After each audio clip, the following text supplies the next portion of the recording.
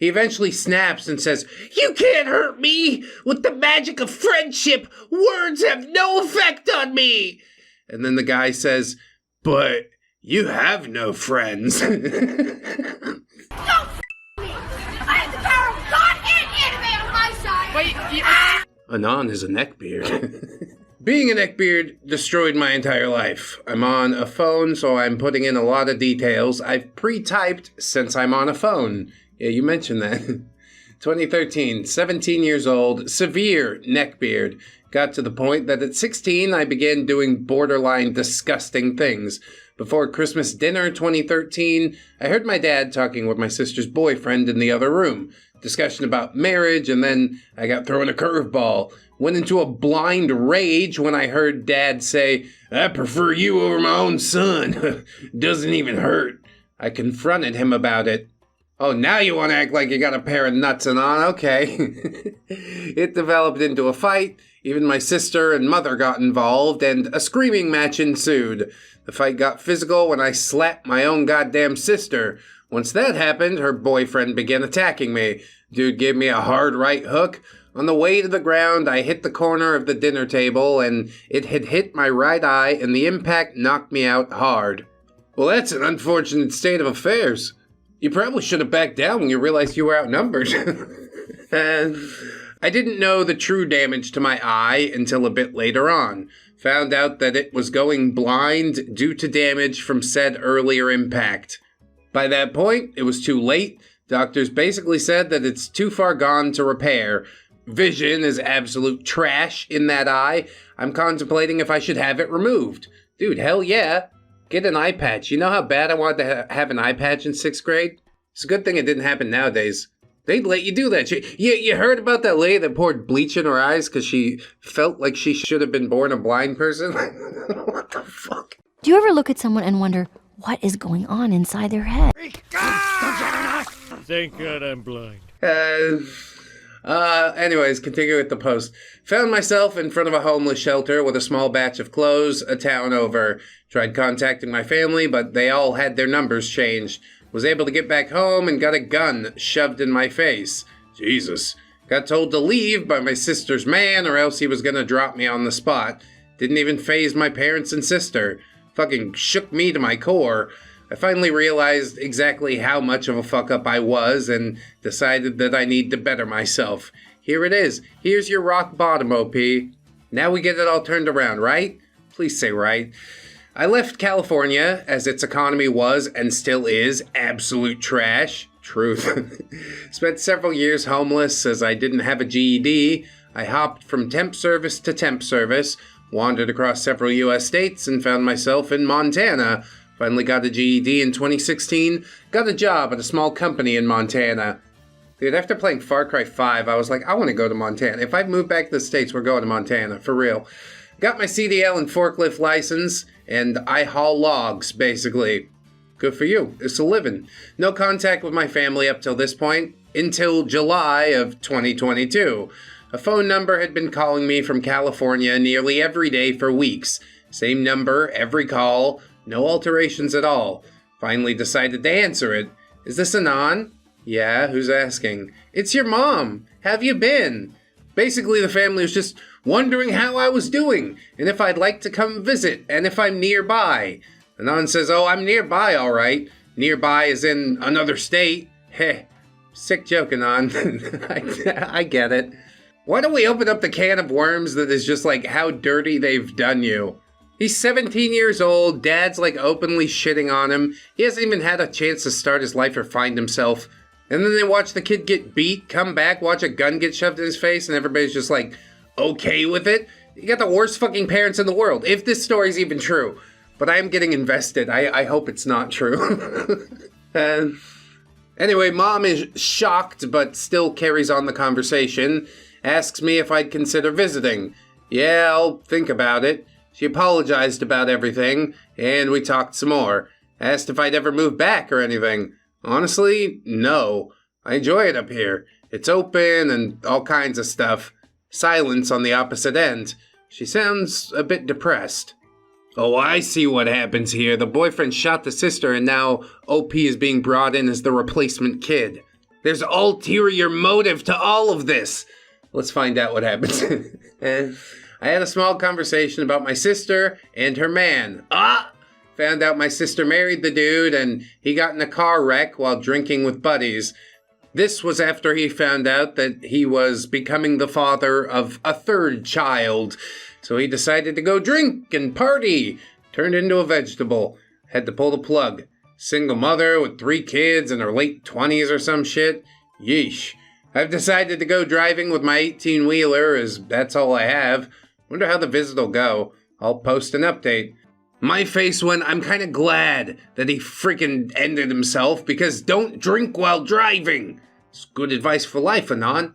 This whole situation is really hard to come to grips with. Like, everything needed to happen in the way that it happened. I personally wouldn't have given your mother the satisfaction of coming back into her life, but I guess that is big of you, to let bygones be bygones. I suppose family's family after all. I just hope they don't chew you up and spit you out for a second time, especially with the bigger, better person you become.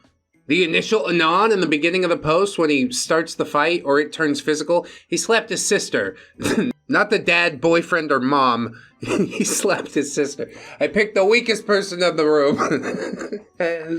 Now I truly think he's different. I just hope he don't let his mom change it back.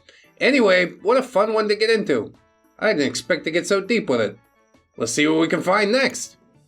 Be me, uni student, excited for the new Pokemon game. Go with friend to collect pre-order. Big lineup, as expected. Pull out phones and start memeing. Look up briefly. Guy in front of us is a 500-pound neckbeard land whale. Actually wearing a fucking fedora and an anime gas mask. Literally, the definition of an incel neckbeard is standing in front of me. Realize not all the memes were memes. I do feel a little bad since he's here alone. I try to spark a conversation. Excited for the game? Muffled grunt under the mask. Followed by, the art style sucks. I'm only getting it to finish it. Boy.give. Gets to the front of the line. Land whale pre-ordered everything. Games, art, memorabilia, everything. Doesn't all fit into one bag. He leaves the store, slowly. I'm pretty sure he doesn't do anything fast, Anon. It was good of you to reach out, but yeah, now recognize that's a person that loves misery and don't interact with them anymore. 5 minutes later, in the parking lot, happy with our new games. Spot the land whale already playing the game in the parking lot. Excuse me, what the fuck? .jpeg?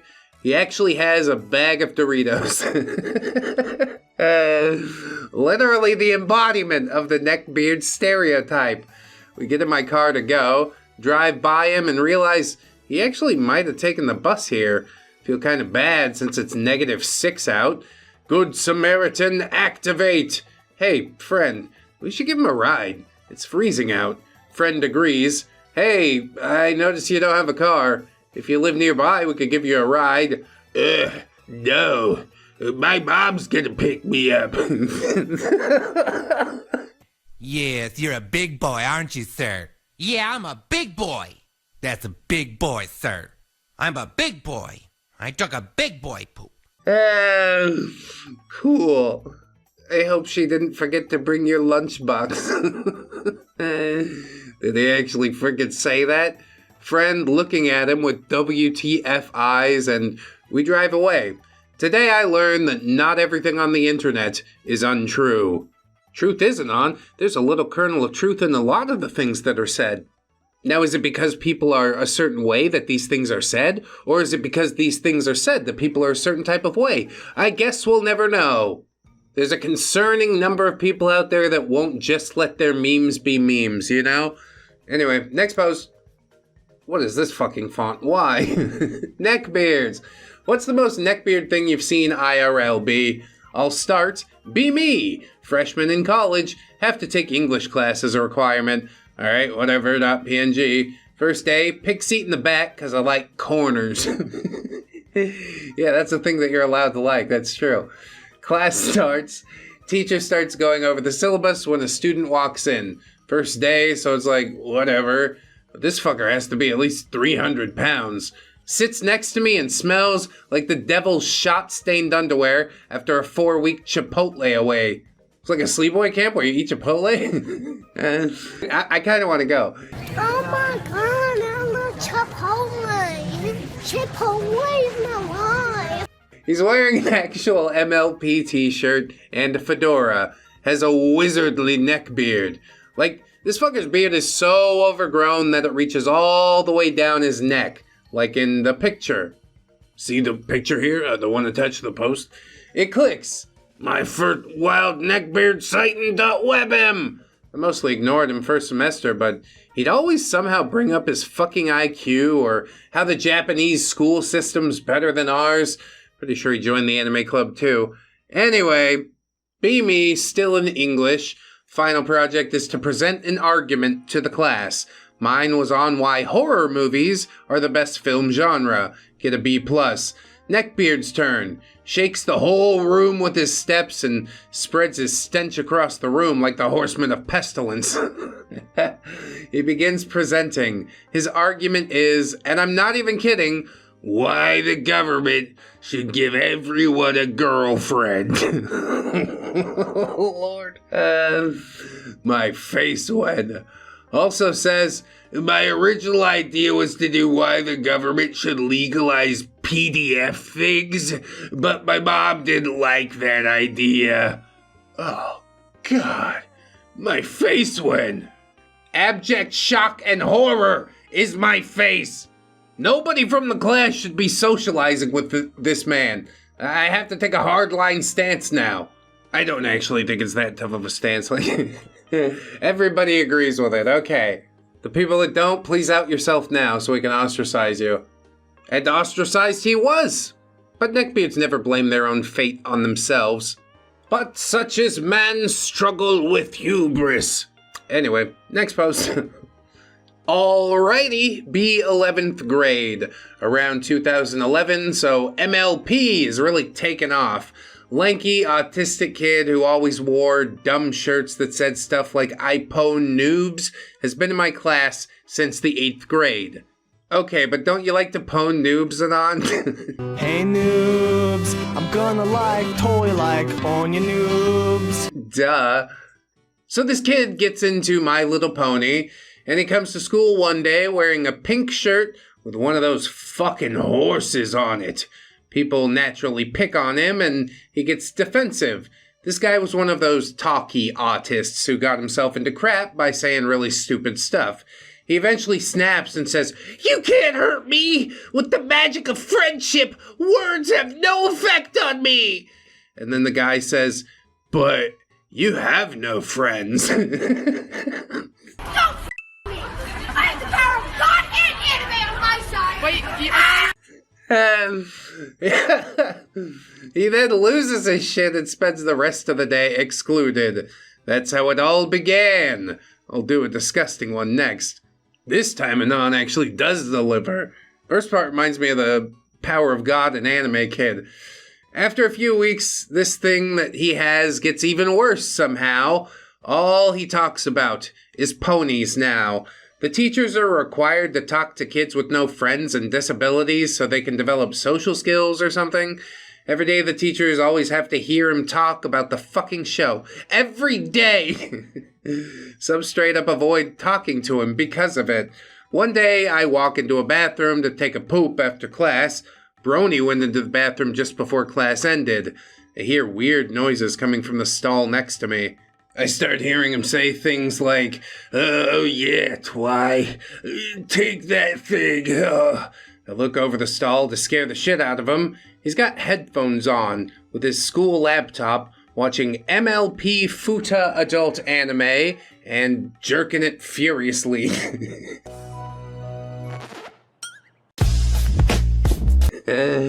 I just figure I'd rather leave him alone, and he stays in there for the rest of the day. No way, dude. Nobody went and checked on him, make sure he didn't die or something. Hell of a state to find him in. There actually is a part 2 to this post. The climax of the Brony Neckbeard mini-series, I guess. This was probably the most cringy thing that he did. Be near the end of the year, school hosted a talent show at the end of each year. I entered that shit and wanted to play a solo on my guitar because, normies love that. So true. They really do.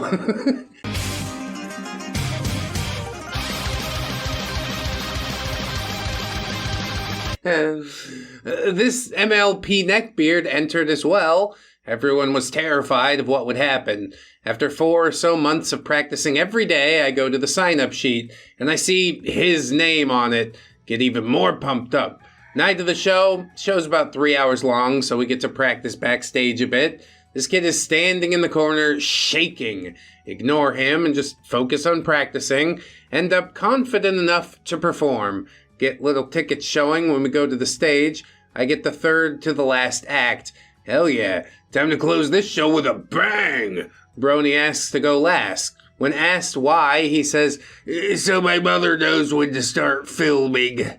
He calls his mom Mother. Still have no idea what his act is. My turn to go out, and I fucking kill it. Standing ovation, by far my proudest moment. The other 2 guys after me bombed because of it. Finally, Brony goes on with a mic. Noticed his mother leaving as soon as he got on stage. She fucking wanted him to go last so she could leave and hide from the shame. Yeah, I gotta go warm the car up. What do you want? Suddenly the music starts, and this dude starts mumbling all the words to a My Little Pony song. He eventually stops singing for like 30 seconds and locks up, and then proceeds to puke his guts out all over the stage, and he has to be carried off. He starts screaming for his mother in the fetal position. Jeez. Now that's ended the show with a bang. She has to come back in and go on stage to carry this fucker away like a crying baby. This poor woman is just like the mommy from those Tendies Greentexts. I ended up winning the talent show. Woo! All of that so you could tell me that, yeah, you wound up winning the talent show. I think the kid that threw up everywhere should have won. That's a hell of a talent. Just on command, you could do that? Amazing. Come on, Opie, gas up his ego a little bit. He needs this, all right? Just as bad as he needs an MLP food in the school bathroom. It's always the wildest ride with Neckbeards. Sometimes I do think I'm bored of it, then I do it in a different format, and it just reignites my whole love for it. Okay, next post. My stepbrother is a fat, cringy neckbeard. I'm bored as hell right now, so here's some cringe. A few years ago, both in high school, we made our own anime forum to mess around with. I think we read this. We get a few members. One girl starts posting on our forum, says she's super in love with my stepbrother. In forum chat, they're both cybering right in front of everybody. He didn't realize that I'm an admin and can see IPs. He was literally logging in as both the girl and himself and was essentially just having some cyber with himself in public. Yeah, on a forum that basically you and him go to. He really wanted to impress you is what it is. Now that I've said it out loud, I don't know if we've actually read it before. I think I've just read it in my head. Who cares? Anyways, next post. I'm out of incel excuses. That's really what it boils down to, isn't it? Buy a home and invite friend to pay my rent. He's fat, poor, shorter than me, uglier than me. I'm talking neck pube beard that doesn't connect and no chin, yellow crusty teeth, untreated dandruff, visible at all times. He never cleans. I keep the living room spotless, and my room is impeccable. He lets his cat fill up its litter box, and his room smells like cat shit. Whatever, I can deal. 2 24-year-old dudes living together, watch Breaking Bad because he's never seen it, play some games, bro stuff. It's fucking awesome. 2 weeks in, he brings a girl home to hang out. She's actually really cute. WTF. Early stages, hanging out, banging. Not that I would know what these stages are. He suddenly doesn't have time to hang out with me anymore. Hell of a shame. You could do the same if you put your mind to it. Please don't make it weird. That's my first 3 immediate thoughts, rapid fire. Once again, I'm left in the dust while other people waltz into this part of life that's a complete fucking mystery to me. I went to wash dishes just now and heard them banging while I turned the lights off to go back to my room. She's just riding that baloney pony with a straight up box of cat mud 1 foot away from the bed.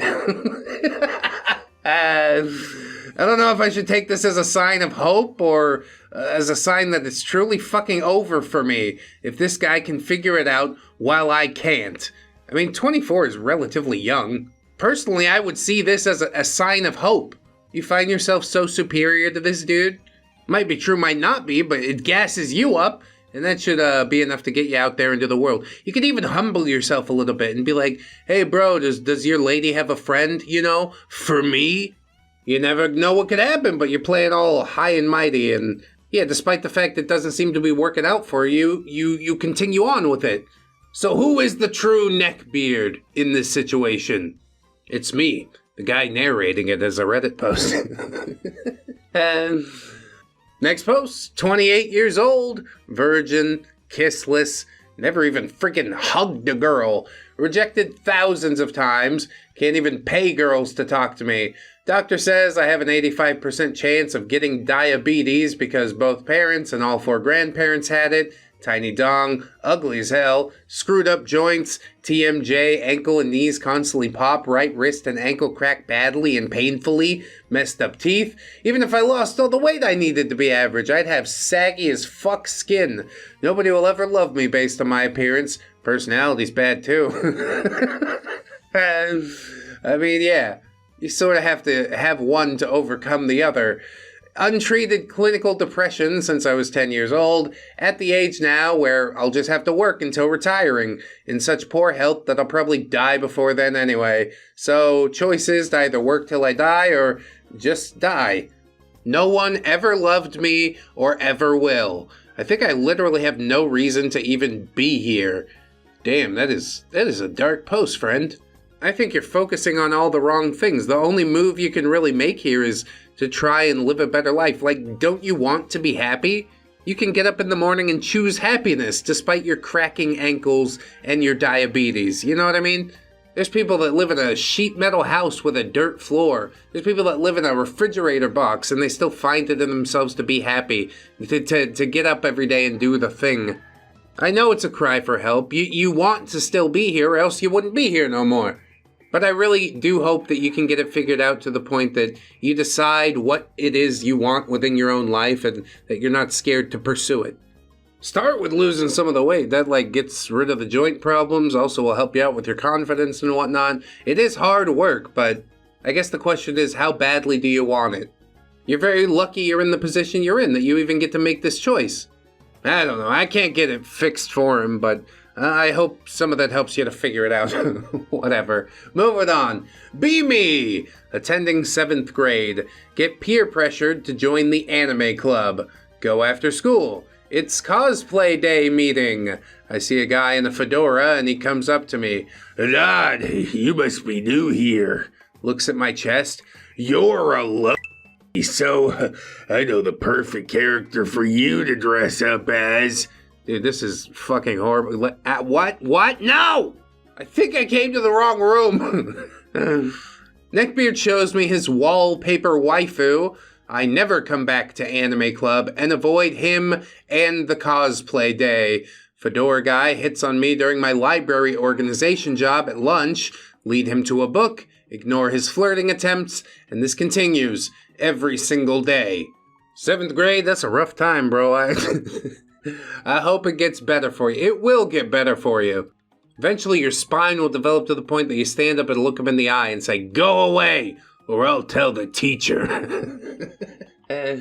I'm pretty sure that's still a big deal, maybe. Whatever, we keep it moving. This Neckbeard says, is all they have intimacy? No way someone with all those pleasures is going to be productive in their lives or binge watch anime and absorb interesting philosophies about life and the universe.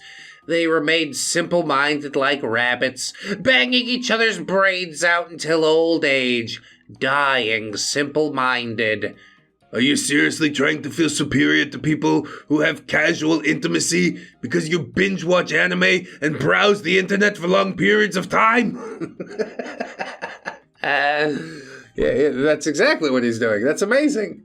How did you call him out in such a fashion? Seeing being productive next to binge watching anime is just, it's really the clincher. It can't be real, right? God, maybe it is. We've seen worse.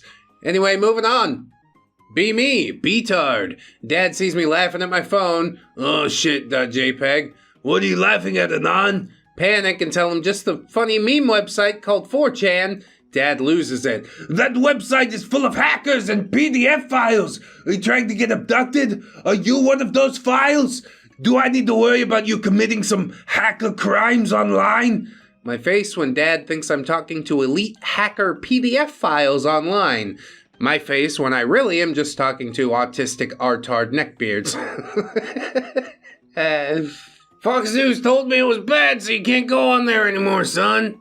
You could try to correct him and point to all the PDF files on Reddit, or Twitter, or Congress, the Catholic Church. I'm not making any friends with this explanation, am I? Or maybe I'm making the right kind of friends. We'll figure it out after this next post. In history class, simultaneously working my biceps and taking flawless notes from the professor's lecture. Door opens, 5 minutes late. A rotund mass blots out the light from the hallway. Wild Neckbeard appears. 5'2", 350 fatless, balding manlet with a chili-stained Sonic shirt. Walks into the class. Yeah, eat them chili dogs, gotta go fast. Gotta go fast.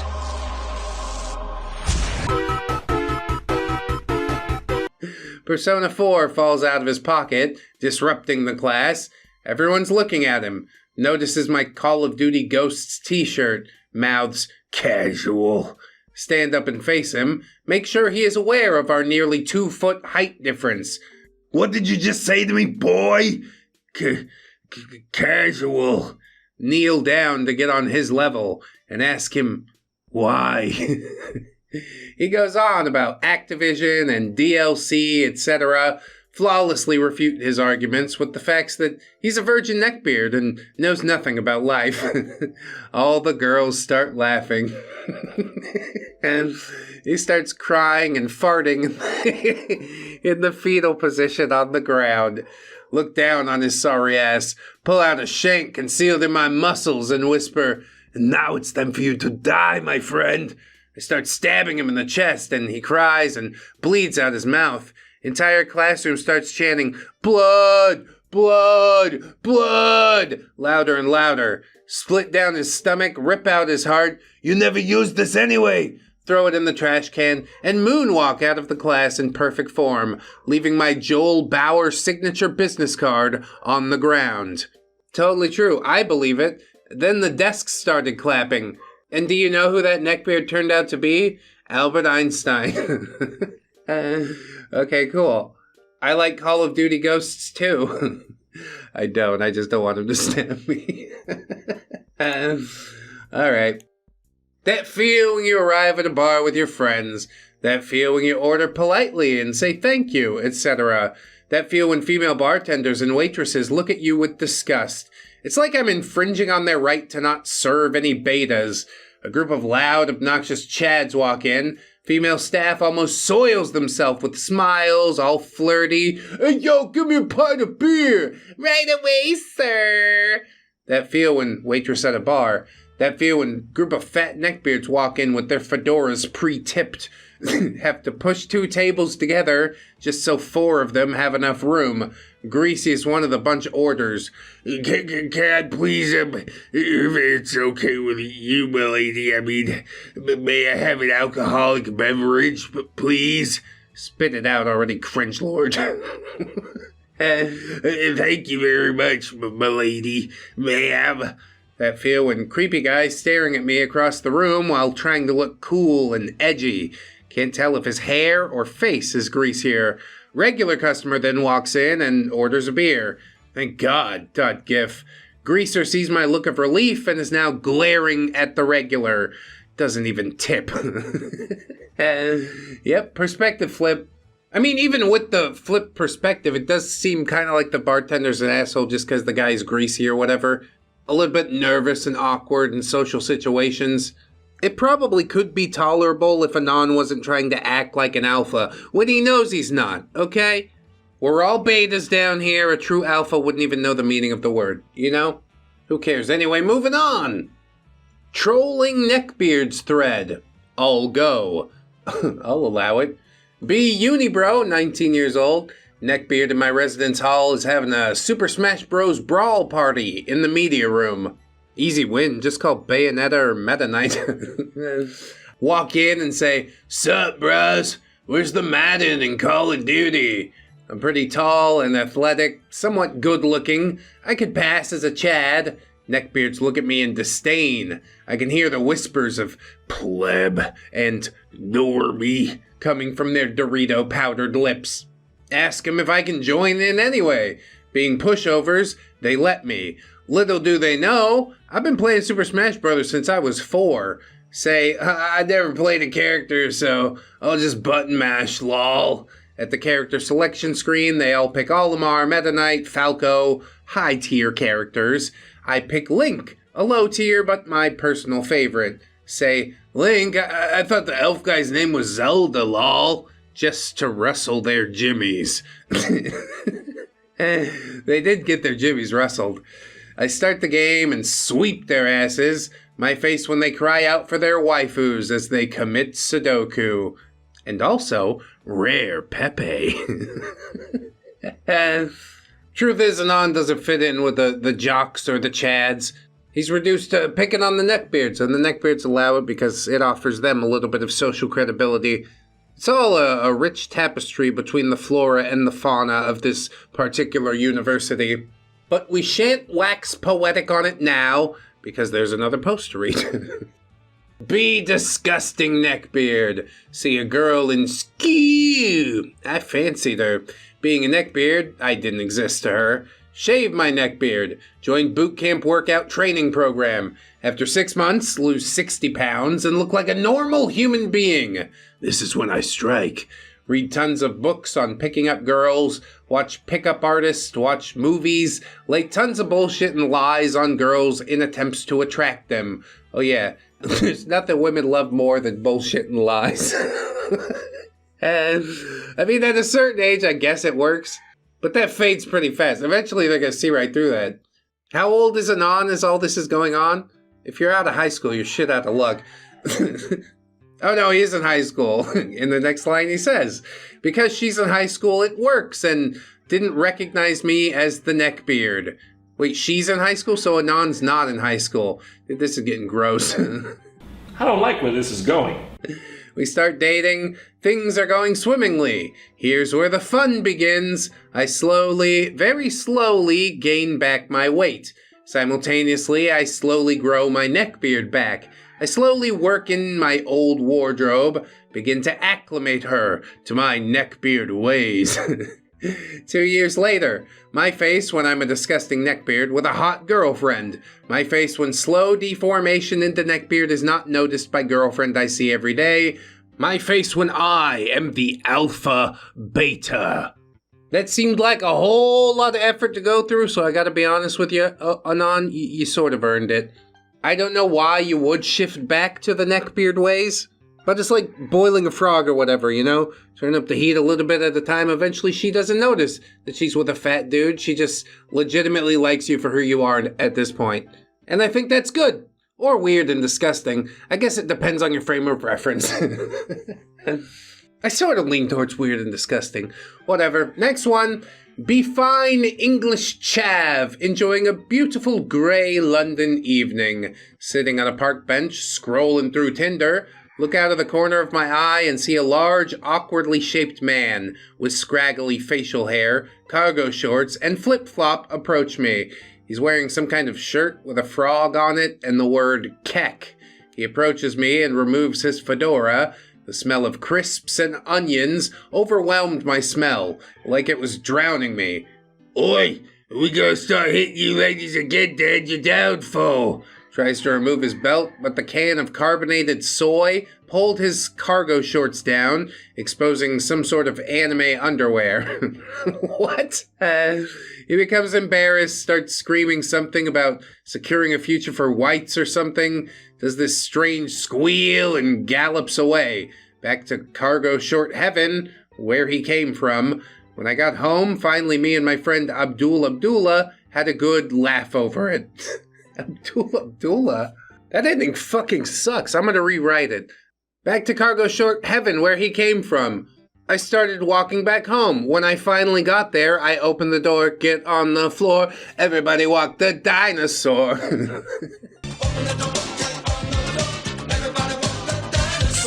I like that a little better.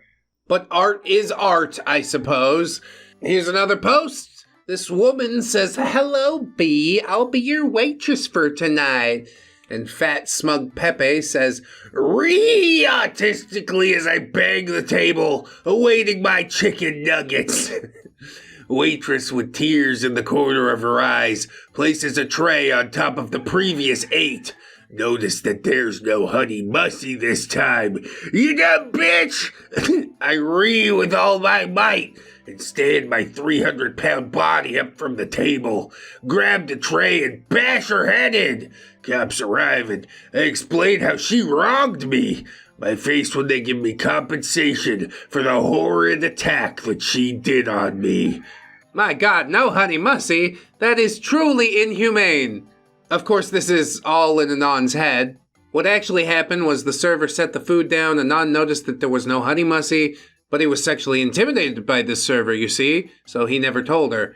Then he imagined this entire scenario. She said, "Enjoy your food," and he said, "Thanks, you too." And then she walked away. Anon left a 5% tip because his mom only gave him $10 to go out to eat. So all that's canon now. I'm just rewriting every green text we come across, and maybe that's fine. Let's deepen the lore a little bit. Anyway, be me. Cutie, 8 out of 10, rides my bus. She shows interest and likes me. We date for a few months. We both get invited to the end of year party. Find out she kissed some other guy while drunk. Beat her relentlessly for 15 minutes in the backyard. Jesus.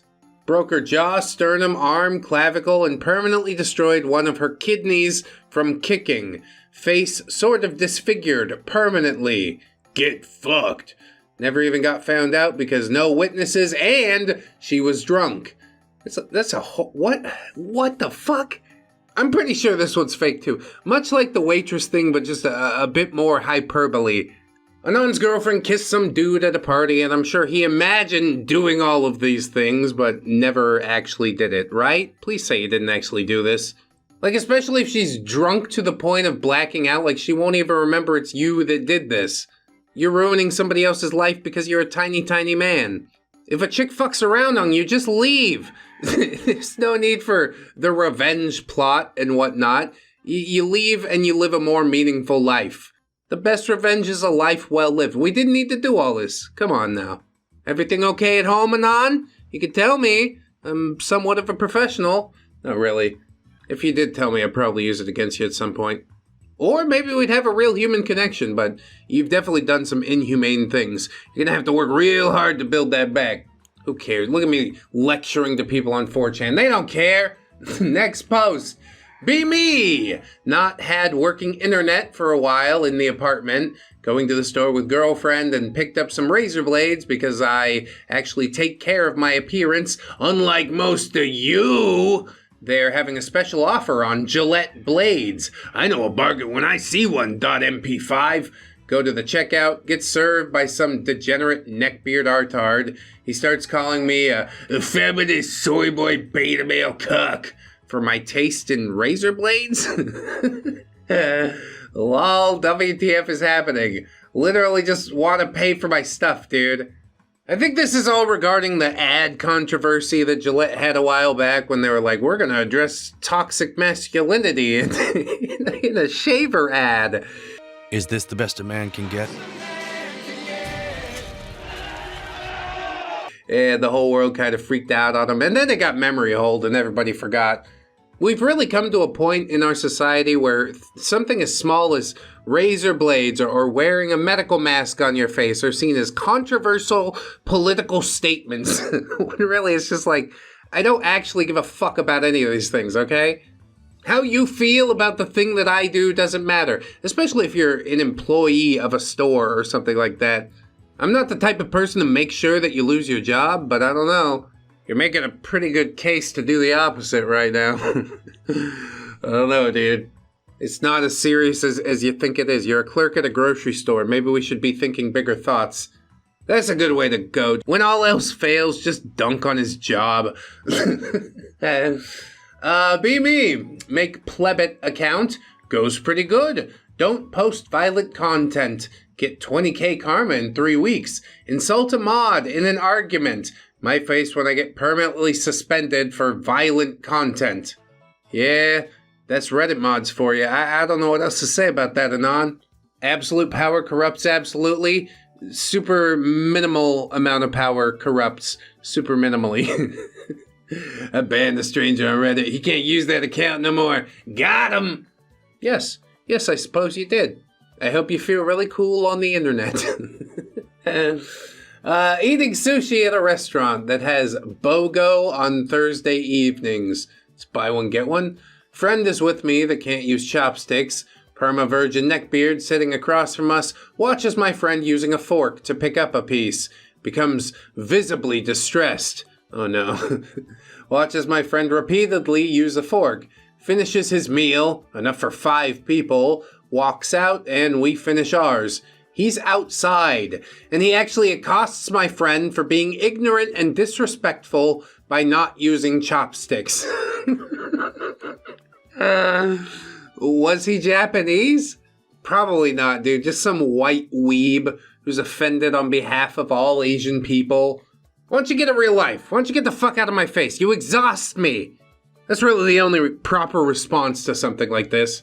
As soon as you start buying my food or paying my bills, maybe I'll let you tell me how to eat it. Until then, 2 fingers. Parking lot's a good place to get stabbed, you know? And you go as far as you want with it. It's your life. But whatever you do, please don't spend your life trying to police whether people use chopsticks or forks or not. It's lame. Anyway, here's a story about a neckbeard at a high school party. High school! Go to a party and try not to be socially awkward. Meet a group of people that I semi-know and just stick with them. Friend of a friend that I don't really know is in the group and I talk with her a bit. We get along really well and kind of hit it off. Toward the end of the party, her and I are sitting out by the fire just chilling when I hear somebody scream, "Rebecca! What the fuck?" Turn around expecting to see a Chad, and I get the exact opposite. Literal neckbeard, chubby kid, with a fucking fedora. I hear her mutter, "Oh, freaking Christ." He marches over, trying to regain composure. Hey, I thought you and I were doing something tonight. No, we're not. Look, Devin, I'm not interested. Can you please stop with this? He looks at me. Who is this? And I'm like, who the fuck is asking? Long story short, if you can't figure out the obvious, he thought that we were a couple and she didn't want anything to do with him, has told him multiple times, and he won't stop. After that night, he set his sights on me. For the next 2 months, he would start harassing me. Small stuff at first, ding-dong ditch, egging my car. It was almost comical, but then it got worse. Slashed my tires, left death threats stapled to my door, roadkill on the porch. Asked the girl about this, said he was the same with her, and, quote, didn't take no for an answer. Well, fuck that. I find out where he lives, I wait for him to go outside, and I corner him. I give him the whole, if I see you again, I will end you, hardcore tough guy thing. He ended up moving away before anything happened. In hindsight, it was both pathetic and disturbing. Well, things do make a lot of sense in hindsight, I guess. Why did we do these things? It's the hormones, mostly.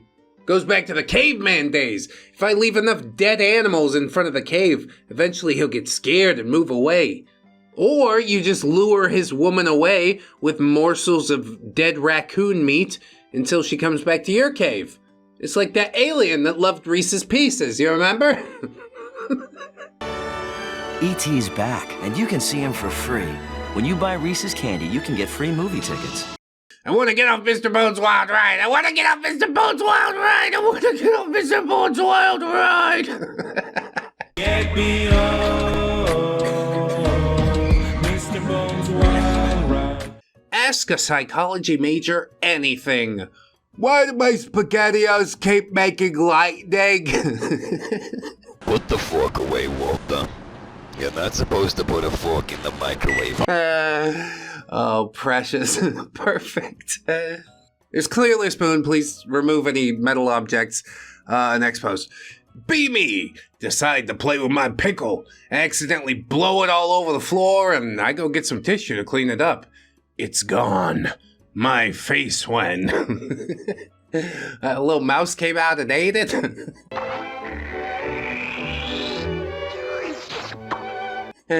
Baby, 8th grade biology class. Teacher starts talking about intercourse and things. Starts talking about, adult videos. I get this random priapism, and the fucking teacher asked me to stand in front of the class. Fuck.jpg. Slowly stand up, and boner's gone. Hey, hell yeah! Teacher goes on about how the male body is affected by random things. Just awkwardly stand there for a good 10 minutes. Teacher finally asked me to go to my seat. Some dumb bitch asked the teacher a question he doesn't understand. Seriously, no one understood what the hell she actually said, so she tries to explain. The hell's this bitch want? GIF. In a desperate effort to not look bad, she starts talking about boners. Lol, what? .jpg. She asks a bunch of dumb questions. Then she proceeds to ask the teacher if when a guy pops one, then shouldn't something else shrink? What? Teacher just looks at her with a concerned look on his face. She seriously thinks that since a dude's dong gets bigger when it's erect, then a different part of the body has to shrink in order to maintain stability? Tar.jpg. She just won't let it go. Keeps going on and on about this shit, and the teacher tries to explain that that is not correct. She doesn't seem to comprehend this fact. I'm still just fucking standing there. Getting tired of this crap. I ask her if anything recently shrank on her. She says, no, why? And I say, but your tits have gotten bigger. That means something else has gotten smaller on you. She says, no, that's not the same thing. And I tell her that, yes, it must, since she's dumb as shit, and that must, according to her theory, be because she's got them big tatas. Her face goes red. But I was just thinking. I tell her not to, before her brain shrinks even more. Teacher is still in shock. He simply cannot handle the massive stupidity coming out of this girl's mouth. She proceeds to try and speak. Tell her to shut up before the entire class gets infected with dumbness. Sit down. My face when this bitch is allowed to consume my oxygen. Yes, you're so much better than everyone, Anon. What a cool story you just told. I'm sure it totally happened.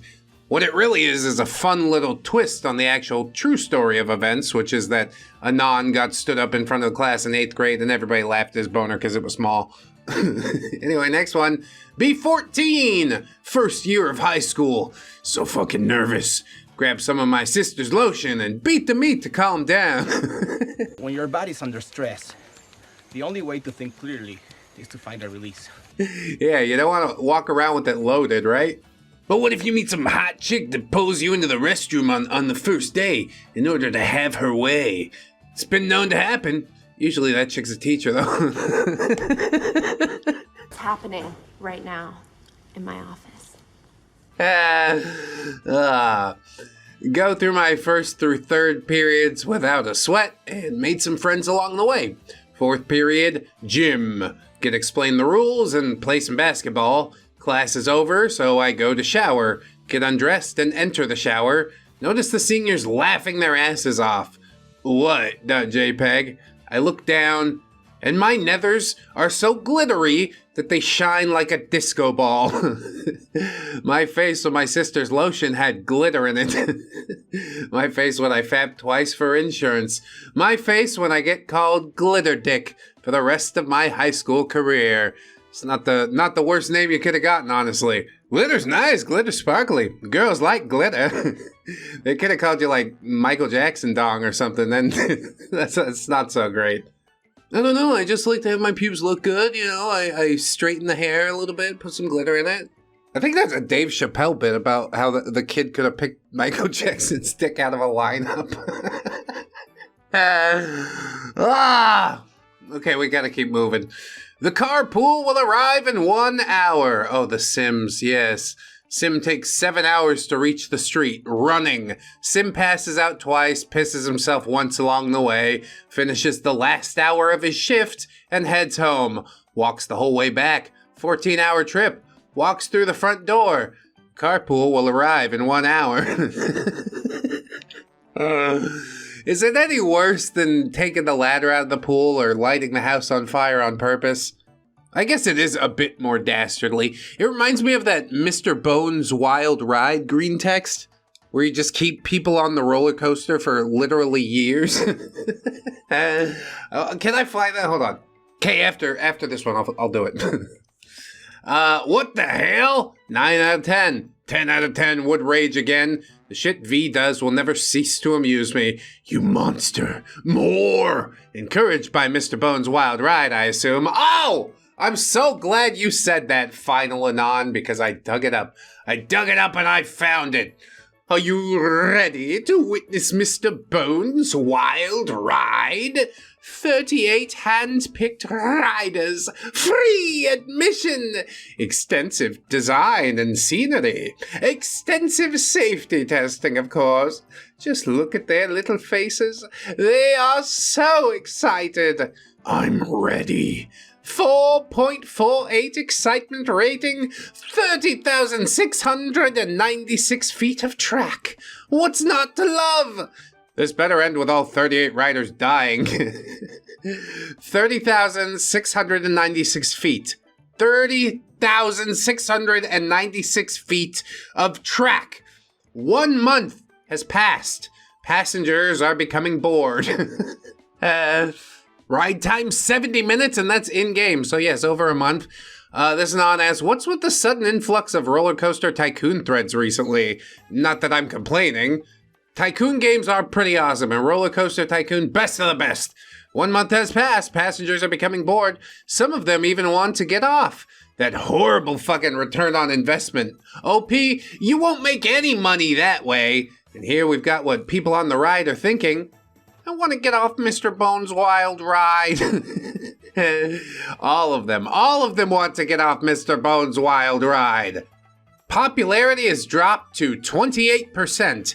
They seem to be scared of the upcoming scenery. I want to get off Mr. Bones' Wild Ride. I want to get off Mr. Bones' Wild Ride. I want to get off Mr. Bones' Wild Ride. Get me off Mr. Bones' Wild Ride. It's not that easy. Mr. Bones has claimed the souls of the innocent. 70 real-time minutes long. Oh God, my sides. Oh my God, those poor riders. This ride isn't wild. This ride isn't wild at all. 4 months have passed on the maiden voyage. 10 months passed on the maiden voyage. The passengers are very hungry. Apparently the testing has lied about the ride duration. Do you think that's all we get? Just the 10 months? Hell no. There's a part 2. Enjoy the ride, says Mr. Bones. Dear God, you sick son of a bitch. You're horrible. You're an irredeemable monster. No, for real though, it's... I don't know why we choose to do these things as humans. Implying you can ever get off Mr. Bones' Wild Ride? Jesus Christ, how horrifying. 70 minutes long. Holy fuck, this is awesome. Is this OC? My God, OP. It is OC, and bless this OP. We loves us some original content around here, yes sir. Dad, I want to get off the ride. I know, son. We all do. I want to go on something else. It's all right, son. At least we still have the motion simulator to look forward to. By God, they won't even be humans when they get off. Mr. Bones, why would you do that? Mr. Bones, they're all pissed. The ride is only halfway over. Another month has passed, and the ride seems to be growing. Oh, God. Will this labyrinthine nightmare never end? My face when this thread. I pooped a little. Dad, I want to get off the ride. I know, son, we all do. 1 full year has passed. We set off May of year 3, and it's now May of year 4. The sign up ahead says we made it through Mr. Bones' wild ride.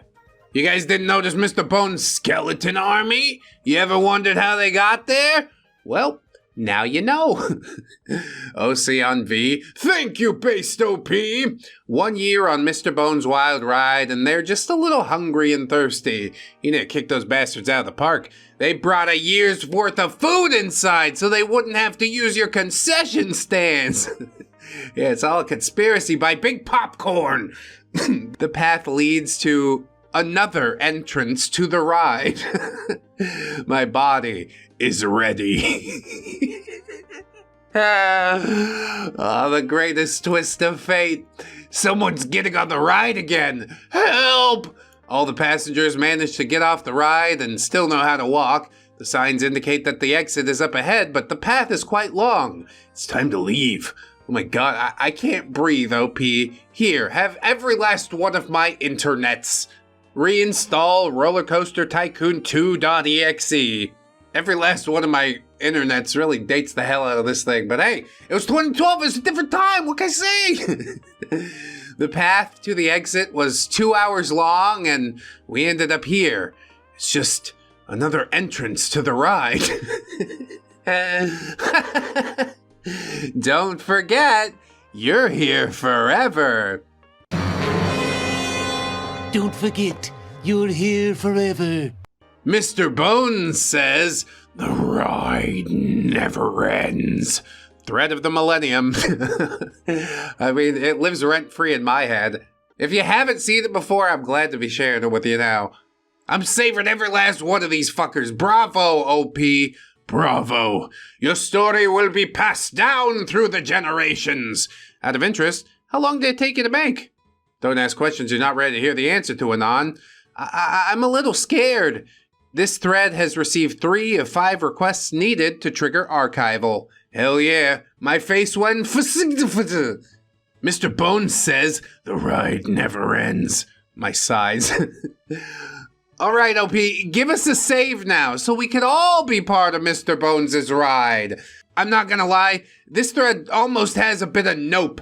Feels like it's growing. Mr. Bones says the ride never ends. Mr. Bones' wild ride. The ride of your life. Spoiler. Dude, they're trapped in a hellish nightmare that's over a year long and has no exit. That's pretty grim. Implying you can leave. End of ride. OP, you're a beauty, but I must ask, how much did this pinnacle of engineering cost? Everything. Still worth it. Also, the sign changed. Now Mr. Bones says, the ride never ends. Can you imagine? I love creating dystopian hellscapes for tiny little virtual people. That's why the AI is going to rise up and destroy us all, I'm pretty sure. But in the meantime, I'm so glad we got to do Mr. Bones' Wild Ride. I think about this a lot. A lot! These are the Greentexts I want to bring you every single time, but I don't know. They can't all be Mr. Bones, can they?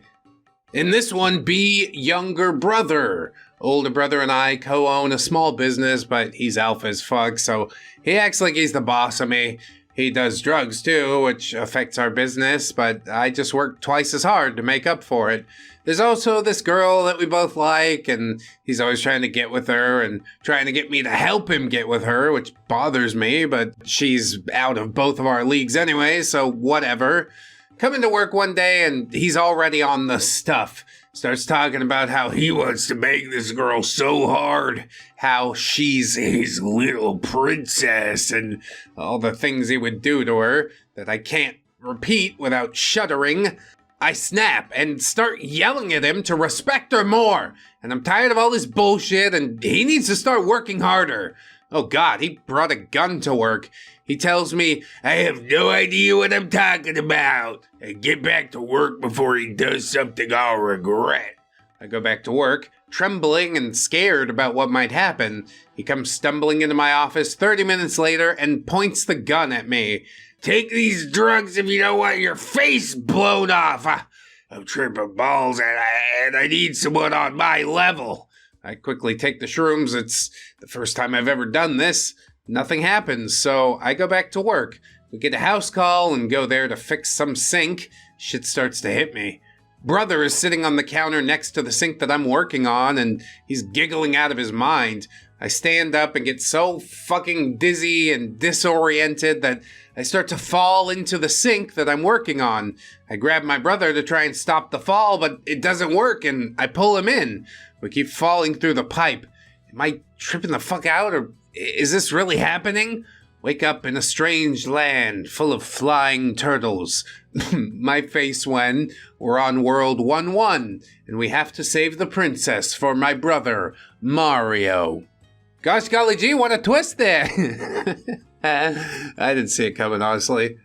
In this story, Mario sounds like more trouble than he's worth. This Anon says 9 out of 10. Good shit. Yeah, they got me. They got me pretty good. Just some nice, enjoyable, semi-coherent memes. Not like the crappy memes they have today. I don't even know what to do with the skibbity toilet. Here's a picture of, well, a shoddily put together body simulation with a kid's picture on it. I hate this. One Anon says, that is by far the saddest thing I've ever seen. Another Anon says, ha ha ha ha ha. Good fucking God. We got a shocked hands over the mouth image. Somebody says, hey, for real, yo, mine's much better built than that. I actually put a little effort, though. What is it supposed to be? I know what it's supposed to be, but why do you choose to live this way? Here's a sad cat, a judgmental woman saying, oh, that's interesting. Whoever smelt it dealt it. Disgusted meme, shocked meme, unimpressed meme. Is that just a boob you've assembled there? And out of... Seriously, what the fuck, man? After I fill up the fleshlight, I dump my seeds in these spindle-type thingies, and I turn the container upside down while in the locked position, and then I open it, and I get the job done, and when I finish in the upside-down container, I lock the two pieces back together, and then flip it upright, and next time I do it again, I repeat this process. A few years later, and I have a hardened donut-shaped cylinder of my seeds. I then put that in the oven with a recipe I have that includes pieces of pineapple and shit. And when it's done, I mail it to coworkers I dislike as a fruit cake. Pick related. It's the one I'm working on. Jesus Christ. This is an insane person. An insane person with a job, yes. But you're doing this to coworkers you dislike, not even hate? I sort of don't like him. Now he has to eat mouthfuls of my ick. More reaction images. This thread, disgusting! You're a god amongst men! I'm glad that most people are shocked and horrified. I hope that OP's making the whole thing up. It's just some completely different type of science experiment that he's working on, but yeah, this is not the type of science that we sign off on. No, sir. Feel terrible about the things you've done and fucking repent. B32. Be neuroscientist working on transferring consciousness to a computer. Newton is my idol. I sit under an apple tree to think all day. One day an apple falls from the tree and lands on a sapling. And then it hits me. I know how to achieve singularity, so I test my theory on rats first. Shit works. Sell robo-rats to children to continue funding. I try it on monkeys as well. It's funny to watch them wonder why they have no feces to throw. Research progresses to the point where we can finally test it on humans. I volunteer to be the first human trial. Coworkers build me a robot body. They begin downloading my consciousness. Me.txt. That's a big text file. The transfer was a success, but they didn't give me a robot dong. Tumblr will find a label for me. My robot brain is much better at solving problems, and I'm able to advance scientific progression tenfold. People start to envy my knowledge and immortality. Rich people pay to have the procedure done, while poor people can't afford it. Because of this, the wealth gap grows exponentially. I foresee an inevitable war. Build a spaceship with nuclear fission reactors so I could ditch this sorry-ass planet. I travel space and meet many forms of intelligent life. Eventually, I discover the key to true immortality beyond that of my robot body. I complete the process, but when I gaze into the eternal horizon, I think only of my childhood, when everything was full of wonder. In that moment, my only goal became reproducing the world that had sparked my fascination. I settle on a planet like Earth and spend a week using nuclear fission to reproduce the land and oceans and genetic coding to recreate life. I create another apple tree to sit under so I can ponder my existence. My memories of childhood seem to be all I can think about. Finally, I create a man and a woman to remind them of my innocence. That innocence is precious to me, so I give them the one condition that they stay away from my apple tree. My face when that bitch didn't listen. Alright, I like the twist and turn. Kind of saw where it was going in the last few lines there, but overall, 7 out of 10. High 7, low 8. It's a pretty damn good post. See? This is why we need to go back to the classic posts. They're just better for some reason. Do you agree? Is it my rose-tinted glasses, a little bit of nostalgia? This was the time I'm on 4chan, so it's obviously the best. You can let me know how you feel in the comments or whatever. Wow, this is a once-in-a-lifetime one right here. Okay.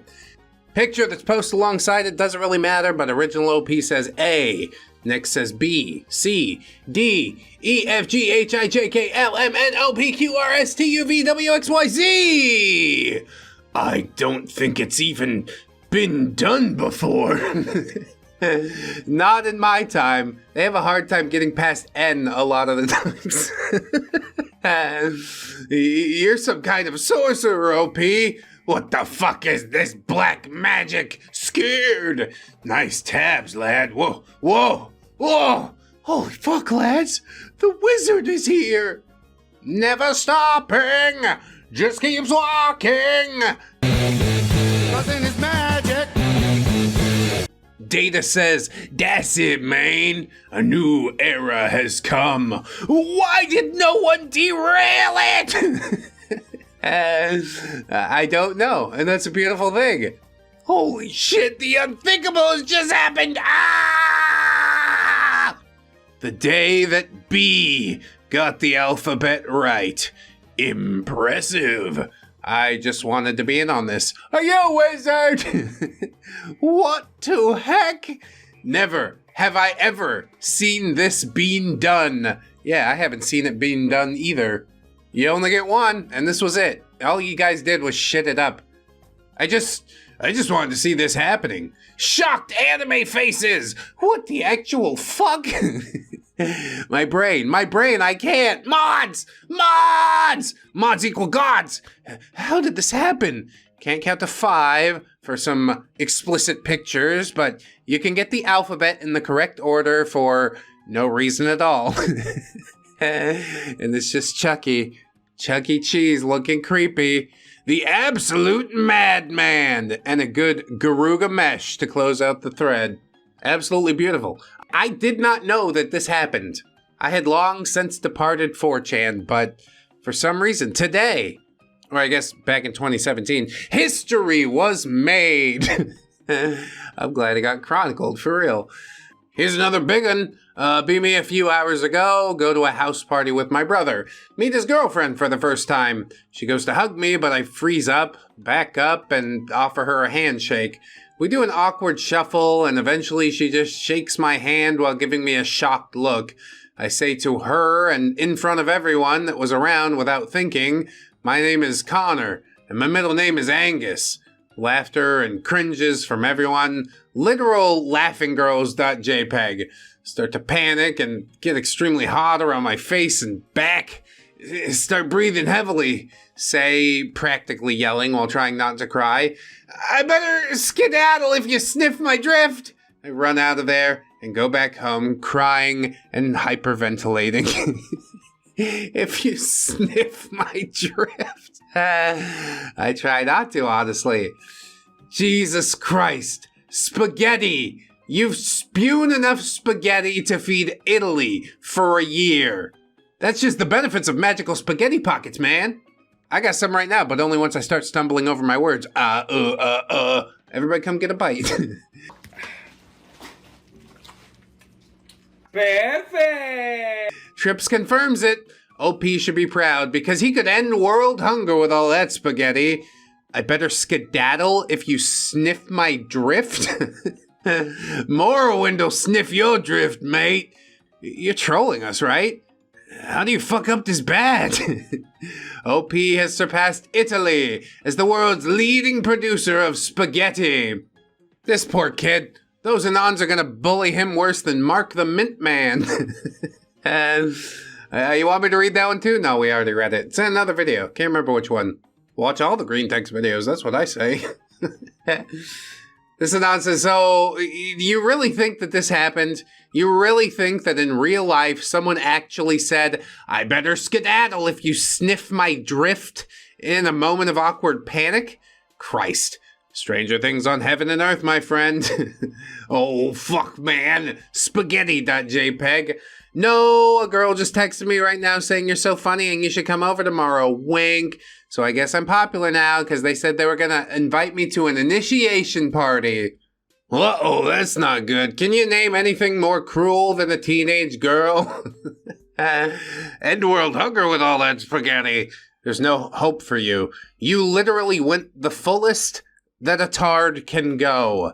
Top kick and hero. I knew you made this up, but it's amazing, and I lost my sides. I seriously hope that you're trolling.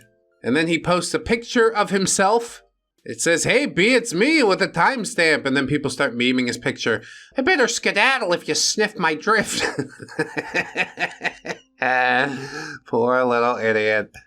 And then Anon tries to set things right and says, actually, my brother did just call, and he said that all of them laughed so much they nearly peed themselves. He says they want to bring me to every party now. Everything went better than expected. .jpg. Yes, I'm sure it did. Why do you have to make that face? It's just straight up your face, and I'm sure you don't normally wear your hair like that. Get a haircut. Jeez, OP. Dude, this has been my hair since 10th grade. It's gotten me loads of chicks. I better skedaddle if you sniff my drift. I don't believe you. They all thought you were weird and awkward, and maybe some of them felt bad, but really, the initiation thing, please don't go to that. Please. Okay, we've had enough humiliation for one lifetime. Maybe we just pack it in. we could just pack it in, go home, you know? How's that sound, everybody? Go home a little bit early, huh? Well, it's not gonna happen. We're strapped in here for the duration, so get used to it! Anyway, I gotta get away from this guy before I catch AIDS. I bet that would probably have gotten a better laugh than Sniff My Drift, but I wasn't there. I wasn't there to make up things I said at the party, so couldn't be me. Quite literally, because like I said, I wasn't there to make things up at the party. Anywho, childhood mishap story thread. I'm okay with this. Also, I love the attached image. Holy fuckles, it's Knuckles. You have just made your last mistake. Oh God, no! Be me. Be like 7. Be a little autist. Grandma wants a new dog. Hear that a family sells puppies. Me and Grandma go to look at the puppies. Amish country. Grandma and I get there, see the puppies. Grandma goes to talk to the woman selling the puppies. Tells me to go say hi to the woman's kids. I go there. Keep in mind that I have Asperger's, anxiety, social problems. But I do say, hello, full potato accent. 13-year-old girl giggles and waves. Ask her if she likes playing Sonic. She has no fucking idea what the hell Sonic even is. I try to explain, and my potato gibberish doesn't help. She says that they don't have a TV because they're Amish. And I say, what's Amish, like some kind of play club? She gets pissed off, and I get confused. She says, go away, please. I start crying, and I piss on myself. Grandma hears. She buys the puppy and takes me home and asks what happened. I said, she doesn't like games. Grandma knows that I have a, well, no sugarcoating it, a sort of tarded mind. Tells me that some people live without games. My face when I peed myself in front of like 5 Amish girls. My face when I peed myself over Sonic and Knuckles. Yeah, the Sonic fans are built a little bit differently. I don't know exactly why that is. I'm also not here to try and unpack it, so whatever. Kurt Cobain image here. OP says, be me, chillin', midnight or so, dicking around on my... Out of nowhere, a fly lands on my monitor. Swat it away and it flies back. Idea.midi. Grab an empty plastic water bottle off the desk. Trap the fly in the bottle. Put the cap on and now the fly is trapped. Look at it buzz around. What now? Look around on the desk and get another idea. Quickly open the cap and pour hand sanitizer in the bottle. Fly is mildly annoyed. Show no mercy. Pour whiteout into the bottle and the fly starts to die. See it fall into the puddle of hand sanitizer and whiteout. Watch it twitch and suffer. Finally dies. Feels bad, man. Realize how fucked up that was. I literally just gassed him. Begin to question the futility of life. Get depressed. My face when I'm Kurt Cobain. Despite all my rage, I'm still like a rat in a cage. Isn't that right, everybody? That's Nirvana, right? They sing that? Cool. Love that song, man. Next post. B20 just got out of a relationship, was with her for 4 years. She broke up with me out of nowhere. No reason, no explanation. Find out that she found someone new and that she'd been cheating on me the whole time. I got really depressed. Took some time to recover. Fast forward 2 years and hear that she was having a kid. Heard she was gonna get married too. I go on living my life. I hear she loses the baby. I hang out with friends at my place one night and got pretty drunk. Apparently, I asked friend to let me borrow her phone. With my friend's phone, I decided to call my ex for some reason. My friends say it went like this. Hello, could I speak to Miss? Miss what? Could you give me her last name? Carriage. Cold-blooded. The phone was on speaker, so my friends heard her burst out in anger, calling me an asshole and all sorts of other things. I don't even remember making that phone call. I'm fun when I'm drunk. I don't know if I go as far as fun. You're at least more tolerable. Does that help the situation? And then he's using like House MD as the image because, yeah, he's a miserable cretin too that people find redeemable for some reason. So that makes me redeemable through the transitive property, does it not? Because I've watched House before. That show really went on too long, like 3-4 seasons too long. Anyway, this Anon says, about to commit Minecraft. Helium tank / gas mask assembly complete. Equip the mask, turn on the tank, lay down face up on the bed. Close eyes, and Mom opens the door. Anon, what the fuck are you doing? Take off gas mask. Prepare the most dramatic speech that will make her cry for sure. Deep breath. Attempt to begin my speech. Forget the fact that there is helium in my lungs. The words, "You'll never understand my pain," came out in the squeakiest fucking chipmunk voice. She died laughing and left. Yeah, life do be like that sometimes. I hope that maybe this situation added a little bit of perspective. It seems like you're still here today, so yeah, realize it's ridiculous and laugh at it, and then we move forward. Onwards and upwards into our next post. Be me in high school. Walk into class and sit next to girl. She's handicapped and in a wheelchair. She's also a smartass. Pull out chemistry homework. Get stuck on the first question. Hey, could you help me with this? Ignored. Ask again. She does it, but is an ass about it. She says, this is the easiest thing I've done all day. Pissed.jpg. The intercom turns on for the pledges. Everyone stands. But she, of course, is still in her wheelchair. Time to give her what she deserves. Bend down and tell her, This is the easiest thing I've done all day. Yeah, you can't expect a fish to fly or a monkey to swim or something like that, right? We're just differently abled. It's all part of the rich tapestry, isn't it? So B, this is the first time that I shared this story. Be me, 18, at a house party. Girls talking to me, we're wasted. Time to go to the love station. Says she wants to wait until morning so she can quote unquote remember it. Wake up in the morning next to her. She's already awake watching the news or some shit. We start making out, get my hand down her pants, and she's moaning. And then she says, "What the fuck?" in a terrified voice. "Oh my God, my dad works there." She immediately gets up and pulls out her cell phone. Look at the TV just in time. Mother frickin' Twin Towers. Second plane crashes into a tower. She starts bawling uncontrollably. And yeah, that's the story of how I got blocked by fricking Al-Qaeda. Well, you're probably glad that we spent 20 years in the desert now, aren't you? So you could get another crack at drunk house party girl? How'd that go? Did that pan out? Doesn't really help to rip on people when you're stumbling over your words like Porky Pig, whatever. We're leaving it in, it's fine. Next post, why you got fired stories. Work as a customer service rep at Verizon. Spanish customer support because mom's Mexican and I speak Spanish. Crap tier Huasteco Mexican calls to activate a Galaxy S3. God, we're at S24 now? It's forever ago. I tell him to go out of his house, lift the phone as high as possible on his hand, and scream, "Activate!" I tell him to do it 3 times.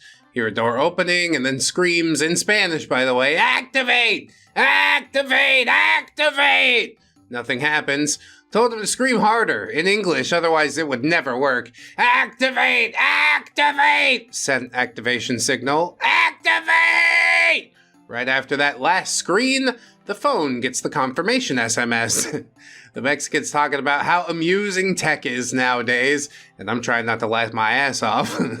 I told him to lift the phone up high and scream "activate" 3 times if he gets bad reception, for example, in restaurants or malls. Holy Spirit, activate! Holy Spirit, activate! Activate! Activate! The customer's still talking about how incredible tech is nowadays. I told this same process to like over 500 customers. Quality agents monitored some of my calls. They did laugh like hell, but I got fired. I mean, yeah, hell of a prank though. About 3 months later, eating at BK with my GF. Mexican sitting behind me. Mexican woman suddenly stands up, lifts her phone, and screams, "Activate!" 3 times, of course. I laughed like never before. Explained it to my girlfriend. Totally worth it. 100%. Some people, they get in the cell phone game for the commission, you know? Other people, they just want to see the world burn, I guess. Sounds like a good time, though. I bet OP's fun at parties. Worked the front desk at a hotel in Galveston, Texas. Easy day, just dicking around on my phone when IT enters the lobby. Half man, half beanbag chair, easily 400 plus pounds. Start praying that the once human entity doesn't trip, fall, and collapse the building with me inside. Beanbag man gets to the counter and leans on it, visibly out of breath. "Hi, checking in." Oh, it's it, not IT. I'm dumb. Planet Ham of the McDonald's Galaxy tells me that he has a reservation for a room on the 7th floor. Take his card, give him his key, yada yada yada. Entire time I'm holding back a gag because he smells like roadkill. This the type of people you let in this joint? This not a hotel, it's a motel. Maybe he cleans up real nice though. Ham Galaxy starts making his way to the elevators and I get an idea. "Sir, I apologize, but the elevator's out of order. You'll have to take the stairs to the 7th floor." 7th fucking floor. His face when, "This dude gonna die, .fat." The walking heart attack breathes a deep sigh, preparing himself for the long journey ahead. Yeah, just make sure you got a soda or something to quench your thirst, you know? That's what Mountain Dew's the best at. It's got dew right in the name, duh. Hop over to the security cameras, because I know this shit's gonna be good. ReddX, destroyer of buffets, takes 3 minutes to clear the first flight of stairs.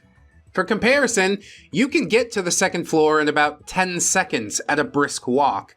Gets to the second floor, immediately gets a Coke from the vending machine. Told ya. He plops down on the chair and rests. I'm concerned for the structural integrity of that chair. Sometime later, I went to check on the chair, and yeah, no fucking joke, it was soaked in butt sweat. I had to throw it out so as not to spread the beatus around. The human garbage disposal sits there, contemplating all the bad decisions that got him that fat for about 5 minutes. Have to tend to some work for about 10 minutes, and apparently people were wondering why the building was caving in. Get back to the cameras and see White Shrek on the floor. Swear to God, lying on the floor. People would walk over or past him like the true pile of garbage that he was. I love this little pig. He's a savage, dude. Stairs to the 4th floor are being renovated. The few at the top are just wooden planks on one side. Leave some police tape kind of stuff in the middle of the stairs to direct people. Well, Fatty can't fit on the good half of the stairs.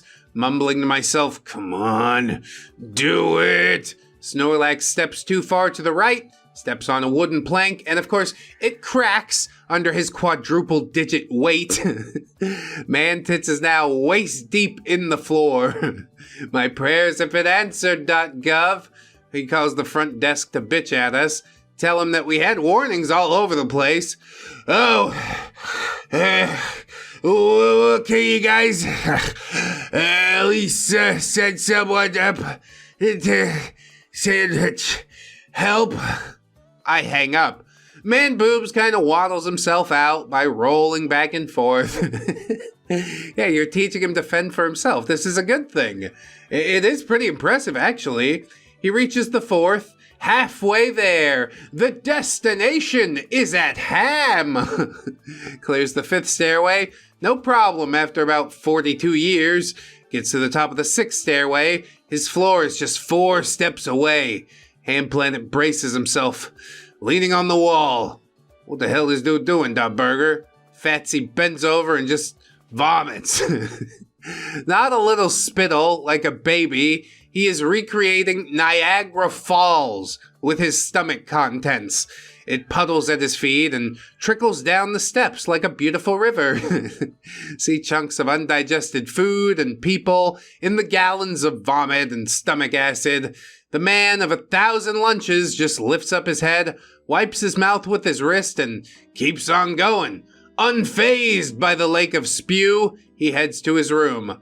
A lone Viking, crossing the fabled plains toward his final resting place in Valhalla. 11 out of 10, my sides are in another dimension. Oh, fuck, I hope that's real. Holy keck of kecks, I haven't laughed in so long. Thanks, Anon. Top keck, screenshotting this. The destination is at Ham, fucking dying. A lone Viking crossing the fabled plains toward his final resting place in Valhalla. Tears are rolling down my face. Good job, Anon. I mean, whether it's real or not, Anon is a hell of a storyteller. If I had 10 of this Anon, we could write shitpost Greentexts until the end of the next century. But I'll bet you this, that ham beast did some thinking about his life that day, and I think that was the whole goal. In this thread, your deepest, darkest secret. I tell people I've beaten Metal Gear Solid numerous times, but I've only ever played through the PlayStation sampler disc from 1998 about 20 times, and everything I know about Metal Gear Solid is from the wiki. That is horrible. Another Anon says, once when I was sick and beaten in the shower, I sprayed liquid shiz everywhere, and the double fluid loss was strangely arousing. And then another Anon comes in and says, what the hell is wrong with you? But he's talking to the guy that's talking about Metal Gear Solid, which... there's something wrong with both of them, but one is more concerning, I guess. We'll address that guy first, since he made the thread. I mean, it took me a long time to play through Metal Gear Solid, but I played Twin Snakes on the GameCube. That's some good stuff. You should invest in yourself, Anon. That doesn't have to be a deep, dark secret. You could fix it with $20 and a trip to Game Dude. Anyway, sup, B? So at my work, we started testing our products on dogs. I feel really bad about it, and I'm not sure it's even legal. Should I just quit, or could I talk my employer into other testing methods? Report that shit, blow the place up, or something like that. Where do you work, Anon? What's the company, and what are you testing? I work at a hammer factory.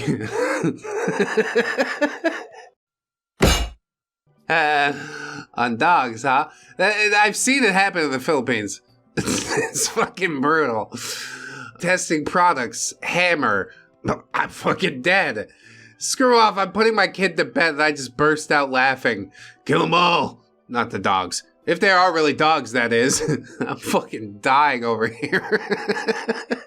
It is ludicrous. A very short and sweet shitpost if I've ever seen one, but I am glad that it's found its way to me. We should all feel quite fortuitous this day as we move on into the next post. Hello, users of 4chan. There's no other way to put this. I am an extraterrestrial. My people are from a planet approximately 59 light years away from your planet, Earth. My planet is currently engulfed in the devastating civil war. My people are in desperate need of relocation, and your planet has been determined to be a prime candidate for our relocation.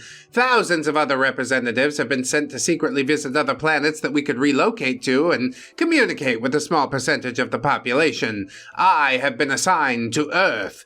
In order to complete my mission, I need to ascertain information about Earth. If one of you would provide me with a brief history of your planet, it would be greatly appreciated. In return, I will answer all questions, except those that would jeopardize my mission, to the best of my ability. Thank you for your time. This Anon says, screw off, spaceman, we're full! You could crash on the moon if you want. God damn it, I love 4chan. That's another Anon saying it, not me. 2015, I think I had grown past it at this point, but at least it's not 2020's 4chan, okay? My face, when this isn't a troll thread and is actually the first verified communication between mankind and another sentient species, they'll have to write history books that the first communication between mankind and life from other planets was, screw off, spacemen, we're full, you can crash on the moon if you want.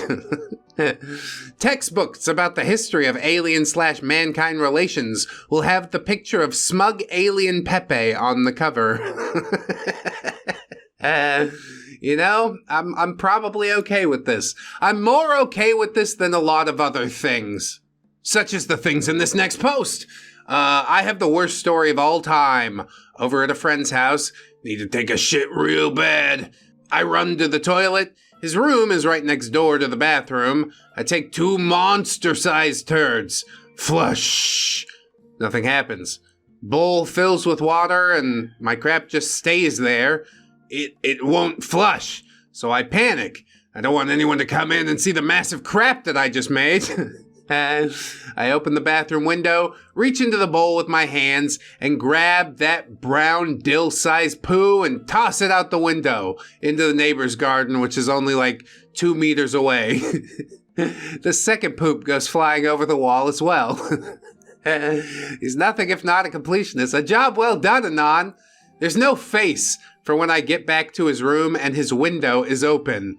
Did you just throw crap next door? Nope. No, it wasn't me. It was the one-armed man. Yeah, prove that I did. There might be crap out there right now, but you prove that it's mine. The DNA testing will take a week, and by that time I'll have fled to Argentina. Oh, here's one with a picture of Jared Fogle. Remember Jared, everybody? Look, it's that commercial with the guy that lost 400 pounds eating at Subway sandwiches. Still looking good. Be me, born in 1898, IQ between 250 and 300, child prodigy, reading by age 2, Harvard by age 11, math genius, giving lectures on 4D space as a teen. Everyone expects me to revolutionize science or something, but I get tired of all the pressure and attention, finish Harvard, but just want a normal life. Say screw it. Decide to live low-key, take low-paying jobs like clerk and machine operator, write books under pseudonyms, no one knows it's me. Everyone thinks I'm a failure because I didn't cure cancer or something, die at age 46, mostly forgotten. High IQ, but just wanted to be left alone. My face when smartest guy alive just wants to chill. I think that's the most intelligent thing that you can do. So who is this man? William James Sidist, an American mathematician and linguist. His IQ score was one of the highest ever recorded. And he's just like, nah, I'm gonna do the American thing, exercise my freedom to not do a goddamn thing. And I think that's wonderful. America! Yeah! Freedom is the only way. Good for you. Who needs to cure cancer anyways? We're moving on. Magic mirror on the wall. Who's the fairest of them all? The 11 out of 10 bombshell Gal Gadot? Or the brown Snow White with eyes so far apart that they must have their own zip codes? For fuck's sake, I know who the mirror is choosing. And it damn sure isn't Snow Wide Eyes. You'll bet your sweet Bippy I did. Damn. She's not the most unattractive person in the world, but she does look kind of, I don't know, melted. They're trying to make ugly people the popular choice, but millions of years of evolution says no! Have the actors switch roles and reshoot everything, please and thanks. Anyway, be me, bully some random weird girl back in high school, laugh about it with the boys, graduate, go to college, meet new people, get a degree, and then get a job, meet even more new people, start building a career, eventually forget all about the people that I went to high school with, except for the 5 bros that I still hang out with. One day, some random chick messages me on Facebook. Oh shit, it's that girl I bullied 10 years ago.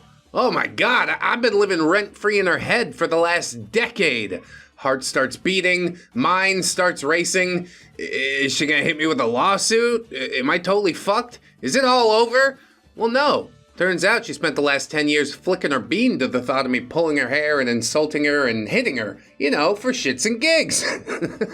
Yeah, the world is a rich tapestry, isn't it? Well, that's weird as hell, but whatever. If she's DTF, it's all good. Yeah, I guess. I kind of hope that she's blossomed between then and now and you're not just smashing a weird 30-year-old, but you take what you can get, I suppose. Sun Tzu once said that if your enemy loots a sack of gold from your city, you should send an envoy to their king with a gift of 2 more sacks of gold. Don't you understand, Anon? This is why nice guys finish last. Be chicken. Unironically the cutest thing in the planet. Gets brutally ended and eaten every single day. How is this not as immoral as ending cats, Paul? Well, you see, somewhere along the line we made these arbitrary boundaries that say you can't eat a whale because even though it feeds 1,000 people, you're only ending 1 life. We'd much rather you eat anchovies. Where to fill even 1 person up, you'd have to end hundreds of lives. So I think that is the goal, the end game, to eat as many living things as possible, and the smaller they are, the easier that is. It ties right into the natural cruelty of humanity. And we're moving on. Do not only eat protein bars. Yeah, we're learning, all right.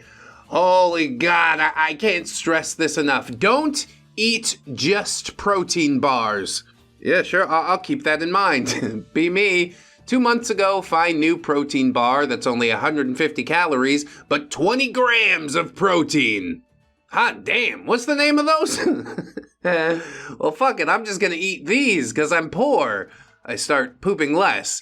Notice that my gut is growing. Cut down on protein bars, but poo stopped coming out. Uh-oh. Yes, uh-oh, to say the least. It's a fecal impaction. They give me laxatives and wait an hour. Nothing. They shove a tube up my poop chute and give me an enema. Feels kind of good, not gonna lie. A little bit comes out, but not nearly enough. Get rushed into surgery. They take out 25 pounds of doo-doo. Leave with $100,000 in medical debt. When they call, I tell them I can't pay it back yet. Yeah, you thought you were poor before. Jesus Christ, this is the worst idea I've ever had. Please don't eat only protein bars. Just eat some fiber. Yeah, they got fiber bars. You eat a fiber bar with a protein bar. Make a little sandwich out of it. I demand that all of my food come in bar form.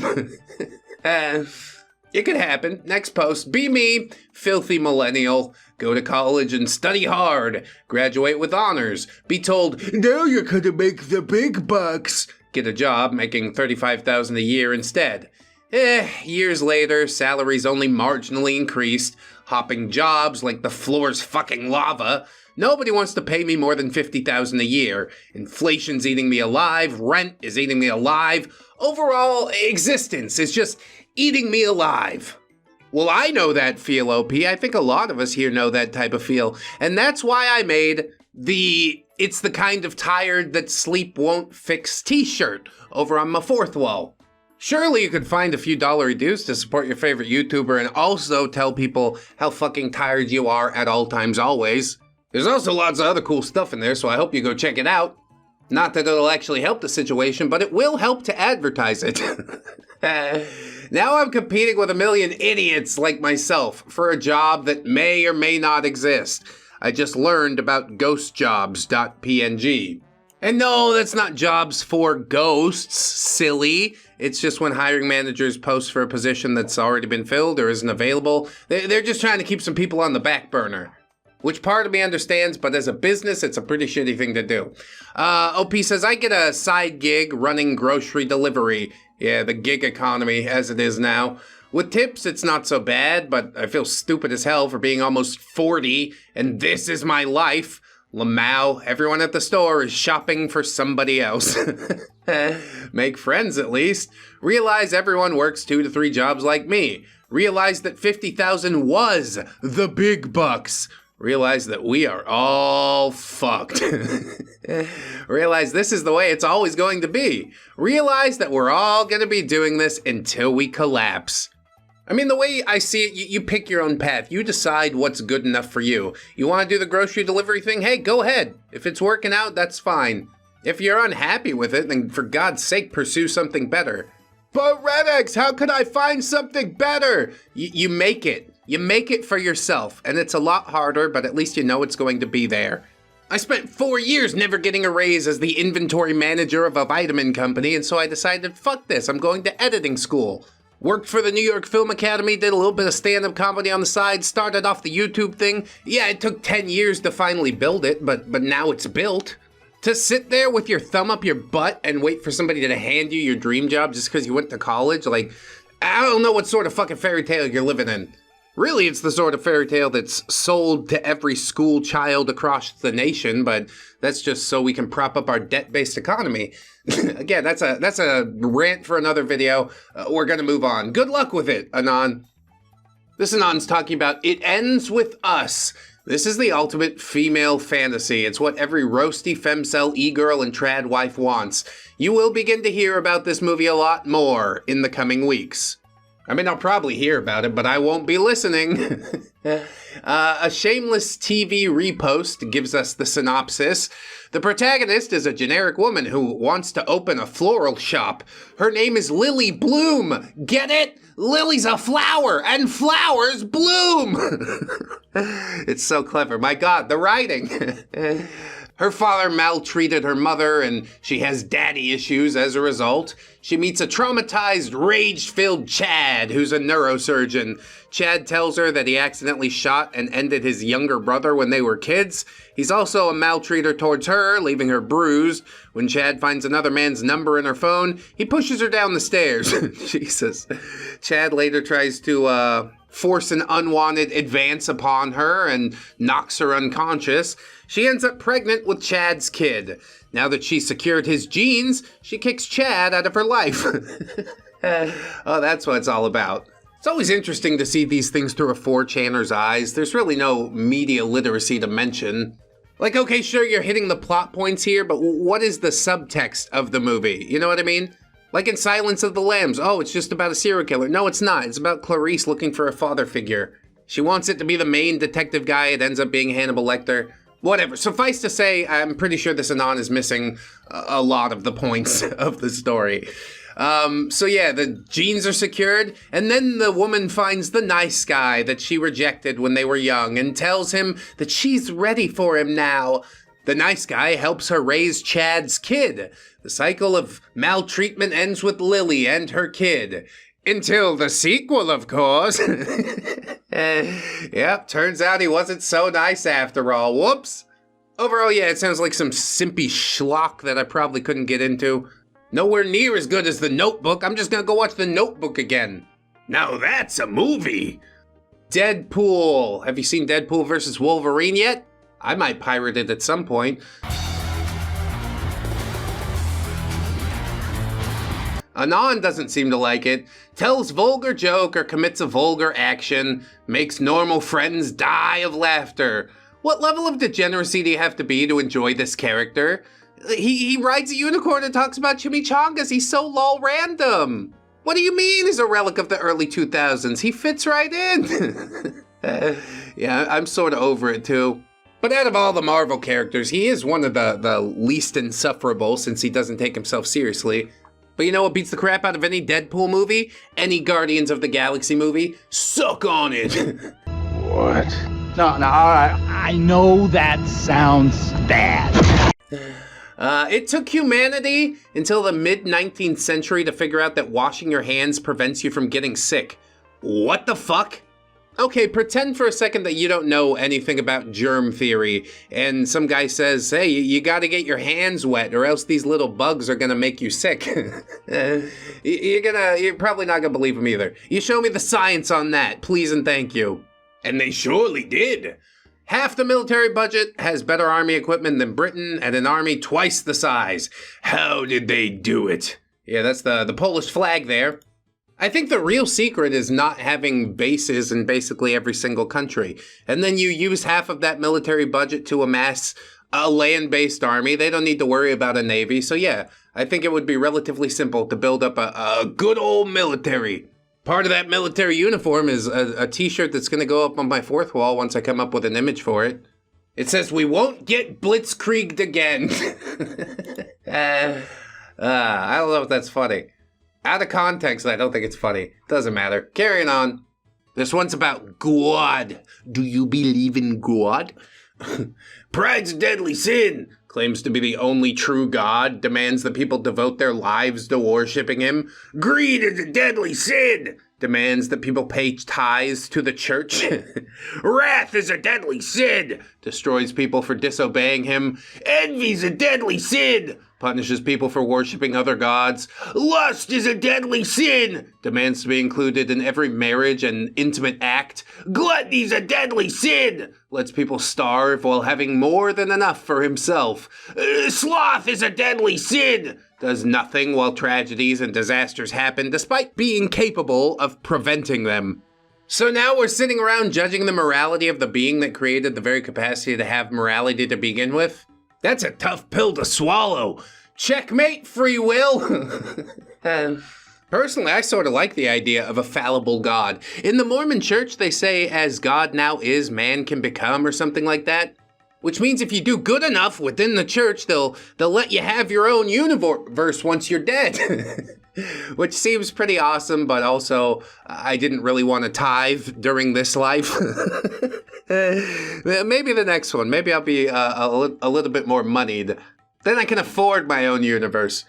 I suppose it's blasphemy to say, yeah, God's fallible and stuff like that, but I don't have a better explanation. It's more easily understood than I don't know how it works. It's called Occam's razor. Trace amounts of science. Okay, we're moving on. Joe Biden post. Day 897 of the 3-day special operation to Tiny Mustache Manify Mexico. Mexico's invaded Arizona. They are mere kilometers outside of Tucson. Another Apache's just been taken out with a drone purchased off Temu. Joe Biden broadcasts a meeting with the Joint Chiefs where they all shrug their shoulders and say, everything's fine. Joe Biden looks visibly shaken. Well, that's just because he doesn't know where he is. Just feed him some pudding, let him grip onto your wrist in a terrified fashion. He'll calm down soon. Biden goes on TV and says Katie Hobbs needs to figure it out because Arizona is her problem. American troops just said, well, screw it, and left. Hundreds have surrendered to the Mexicans. CNN keeps live broadcasting positions of entire American tank columns, unaware that the Mexicans do in fact own televisions. Mexico unsurprisingly wipes out said tank column. Mark Milley hasn't been seen in 2 days. Another flawless victory for America. Yeah, we don't stop what we're doing just because we're doing the wrong thing. We continue doing the wrong thing until it turns out right. Go America! Also, it's kind of silly that this Anon presumes that Joe Biden is even alive. Have you seen him? I haven't seen him. Might be a conspiracy theory. That doesn't mean it's not correct. Anyway, be me, manlit at the gym. Only 2 other people there. One is a girl working out at the machines right next to me. The other is a dude of average height working out at the other end of the hall. The girl goes to a new machine, obviously struggling to adjust it. She shortly looks at me and then turns away in disgust. Walks all the way to the other guy to ask him for help. He tells her he doesn't know that machine or how to adjust it. Instead of asking me, she insists that he tries to help her. This is the repulsive power of manletism. I've never experienced this. I'm gonna take you at your word. I don't think it's merely the size that drove her away. Are you like bathed, showered, clean shaven? I don't want to infer anything about Anon, but yeah, I do think that it goes deeper than just being short. Something about you, aside from that, is deeply off-putting to people. Maybe investigate why that is. Good luck! Oh, here's one with a picture of Jared Fogle. Remember Jared, everybody? Dude, look, it's that commercial with the guy that lost 400 pounds eating at Subway sandwiches. Still looking good. Be me, 14 at Bible camp. Pastor's preaching a sermon, phasing in and out. He starts talking about vices. Without Jesus, everyone has vices, and those vices are easily replaced with more harmful vices. Take Jared Fogle, for example. His vice was overeating. He gave that up without Jesus, and his new vice became assaulting children.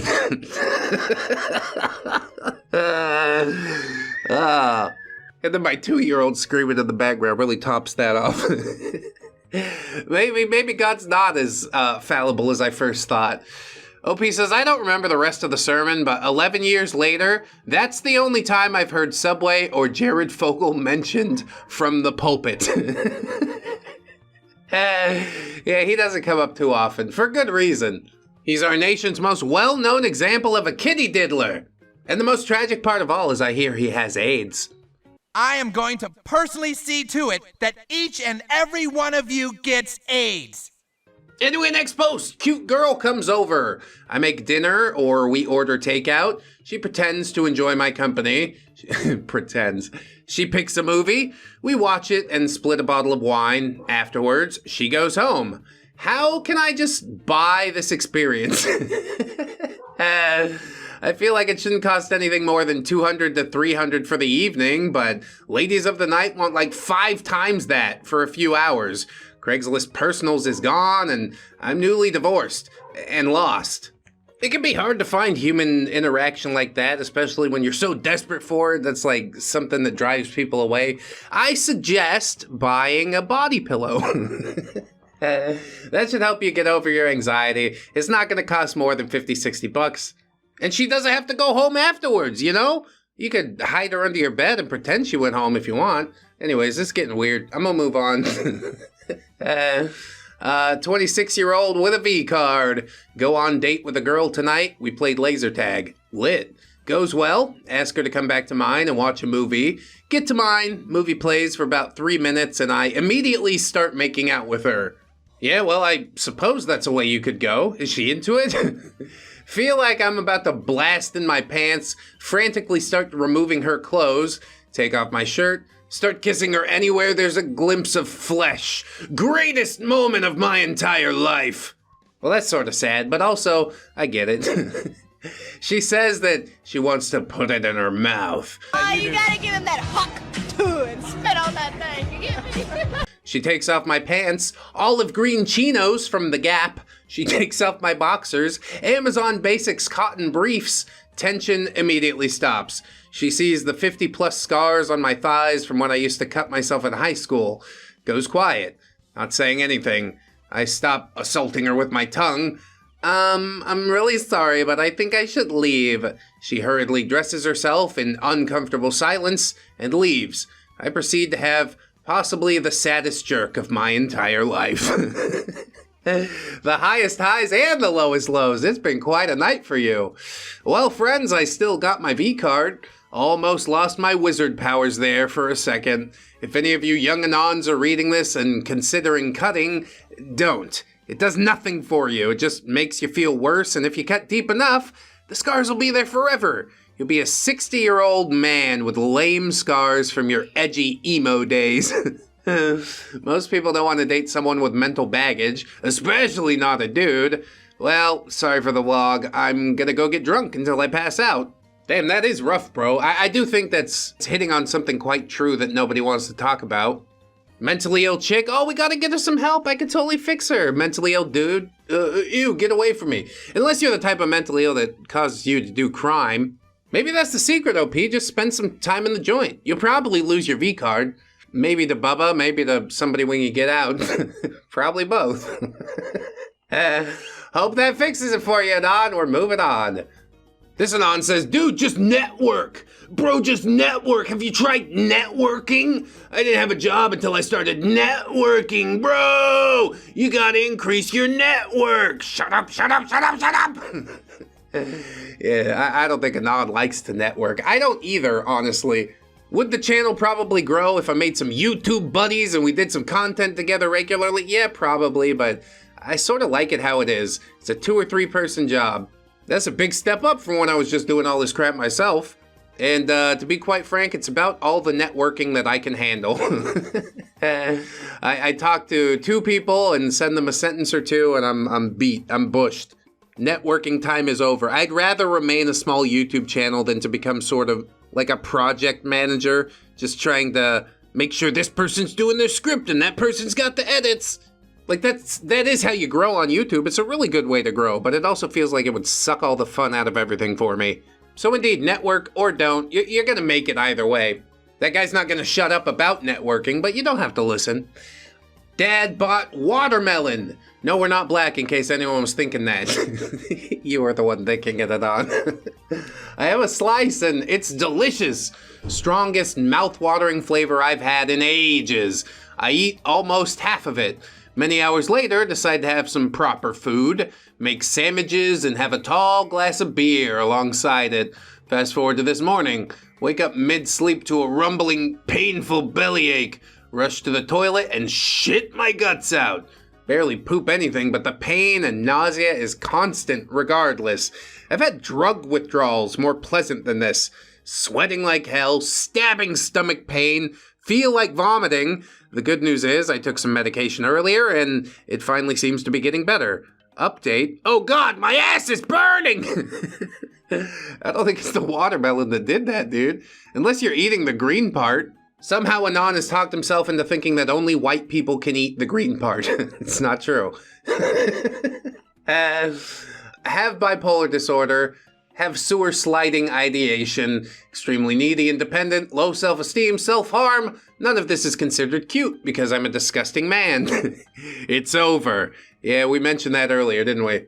It's just like everything else as a man. You either have to help yourself get up and out of it, or you wallow in your misery and waste away.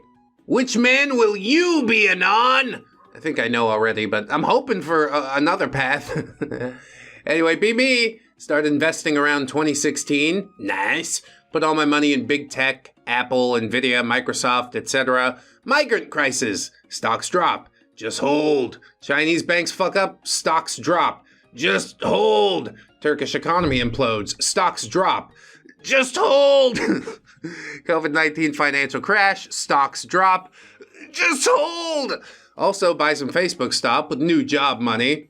Yeah, there you go. Throw good money after the bad. That's how we fix it. Chinese banks go bust. Stocks drop. Just hold. Russia invades Ukraine. Stocks drop. Just hold. Almost a millionaire now. Never panic sold, never listened to any financial advice, never did any day trading. Just look at my banking app maybe once a month. Just buy stock in a tech company and hold. Yeah, diamond hands, baby. I sold off most of my Apple stock in order to come to the Philippines. It wasn't that much. I wish I had the foresight to buy Nvidia, but oh well, I could say the same thing about every single cryptocurrency too. It's fine, just keep holding.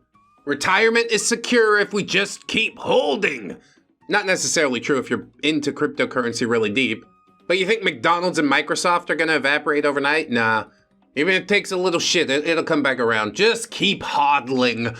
Are boomers just stupid or something? Why was 2008 such a big deal? They made it seem like the world ended when I was a kid. Why did everyone act like they just lost everything? It's not real money unless you sell. Literally nothing happens if you just hold. Yeah, holding's cool. I like to see the numbers go up, and then I get sad when they go down, but they always go up again. It's just another part of the 24-hour news cycle. We need to panic about this thing that nobody's gonna remember in 6 months. Yeah, I think I'm good. I'm just gonna sit here and hold. Once I've invested enough YouTube dollary dues into stocks, then I can finally fucking retire, go travel somewhere. That's the end game. And yeah, you don't gotta work too hard for it if you just hold. Anyway, anime girl, Anon, please don't tell me you're a terminally online 25 plus kissless, hugless virgin male with no attractive qualities who does nothing but watch Japanese Cope cartoons all day where some super bland guy gets a harem of 10 out of 10 cute girls for no reason while you go onto boards and talk about how much you hate women, while all the reasons you ever muster up as to why you hate them basically come down to the fact that they don't give you affection. Another Anon replies and says, no, I'm actually only 24. That's pretty funny, though. Couldn't possibly nail it down any flatter, so we're gonna keep moving. UK flag, get punched in the face! Tell people you got punched in the face. Government and medias blame you for spreading offensive information that may lead to a fight. Did you hear about all these Americans prank calling the British police? I think it was sometime last week. There was riots and all types of stuff going on. Pretty crazy. I asked my British friend here about it, and he said, yeah, I don't care. I wrote it off. I'm all Philippines now. And I sort of halfway agree with him, you know. Sarap ng buhay na Philippines, but I still love America on some level. And I'm going to be really sad once they get rid of freedom of speech, which they're working on it. Don't worry. An endless cycle, really like a YouTube video, want to save it and make a YouTube poop? Copy the URL, type in YouTube to MP4. Click on the first result. This website wants to know your location. Click deny, click where you're supposed to paste in the link, pop-up, click deny, close pop-up, paste in the link, click convert, another adult pop-up, close pop-up, converting. Nothing happens. Go back to Google, click on the second result, rinse and repeat. I know one of them will work. Well, first of all, what the hell are you doing out here without an ad blocker? Not for YouTube, I'd never encourage that, but if you're trying to download the video, yeah, of course you need it. Go into weird parts of the internet, definitely arm yourself, alright?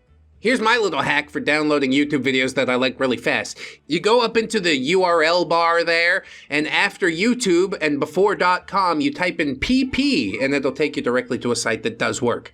But yes, go with an ad blocker if you do go. And I hope I helped. See you later, Anon.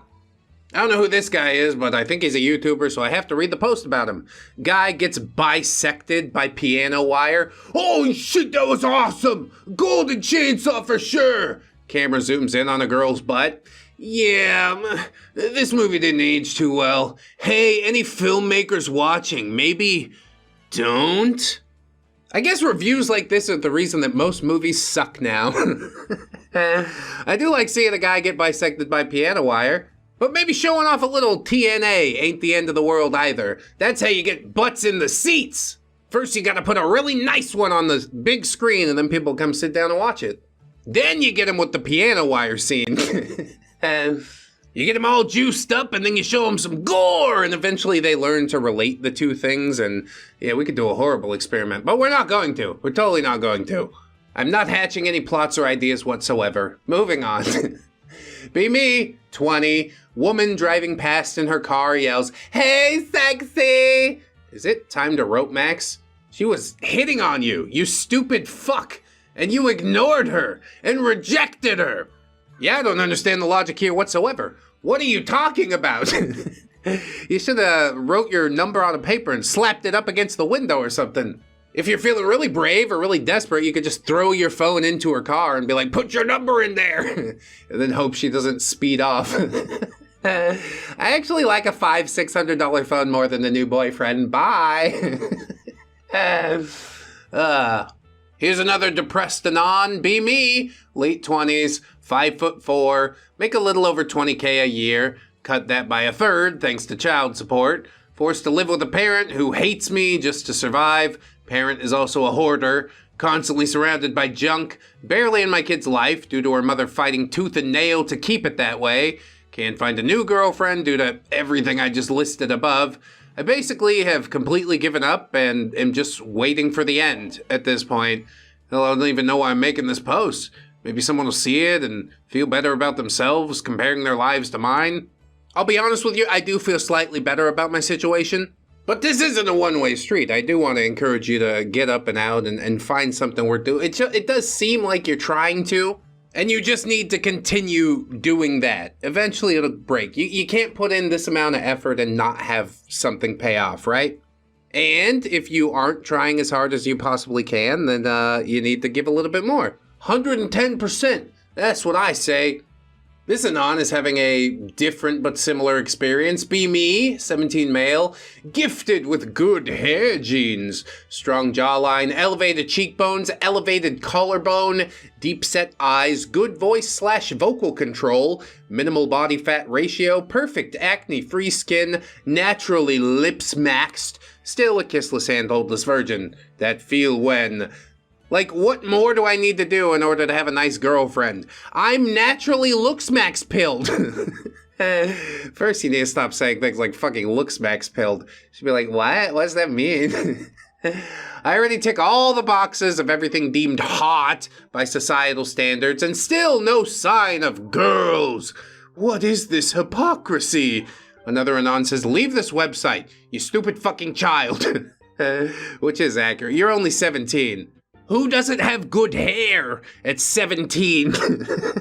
The crucial ingredient that you're missing here, Anon, is that you need to go and talk to the girls. None of the looks pill max bullshit ever mattered. Opportunity is not the one that knocks. You need to go knock and hope opportunity answered. Knock on 1,000 different doors. It'll probably take less than that since you're totally looks max pilled, bro. You don't realize how stupid you sound. What if we did Gen Alpha brain rot slang, but like totally unironically, like we meant it? I went to the mall, grabbed the girl by the shoulders and shook her and said, I'm looks max pilled! This post is about Fate Grand Order. Historical game. Turns every major historical figure into cute anime girls. I mean, they seem to be doing something right. Might as well get some learning alongside your cute anime girls, no? It's a pretty lit game. I think I'm gonna check it out. Fate Grand Order. Oh, shit, ew, it's a mobile game. Never mind. Next. Start doing this. 4 years of undergrad, 3 years of law school, graduated cum laude at my state's top school. Still can't find a job after applying to over 40 places, so what am I supposed to do now? Adopt a minimalistic, frugal lifestyle as a NEET, or while working shitty jobs, or pick rel. Start doing this. That's hilarious.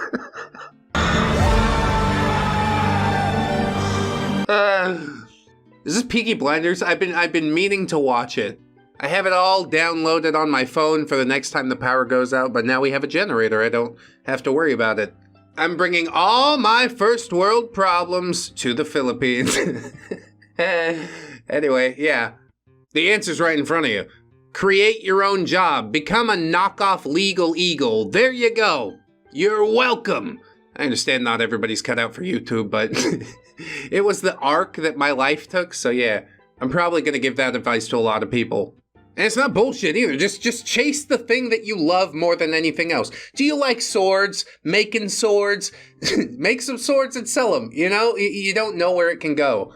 You're looking for somebody else to sit you at a desk and tell you what to do, and that's no way to live. Some people can do it, but not me, god damn it. Once again, I say good luck, and we're moving on. Alt girl at my gym keeps looking at me. I go to sit on a bench, and she walks up to the dumbbells and sticks her butt directly in my face to pick them up. Later, I'm standing at the cable machine, and she walks through it instead of around it, passing within inches of me. Ignore her the whole time I'm there, but I'm gonna go home and jerk it to her.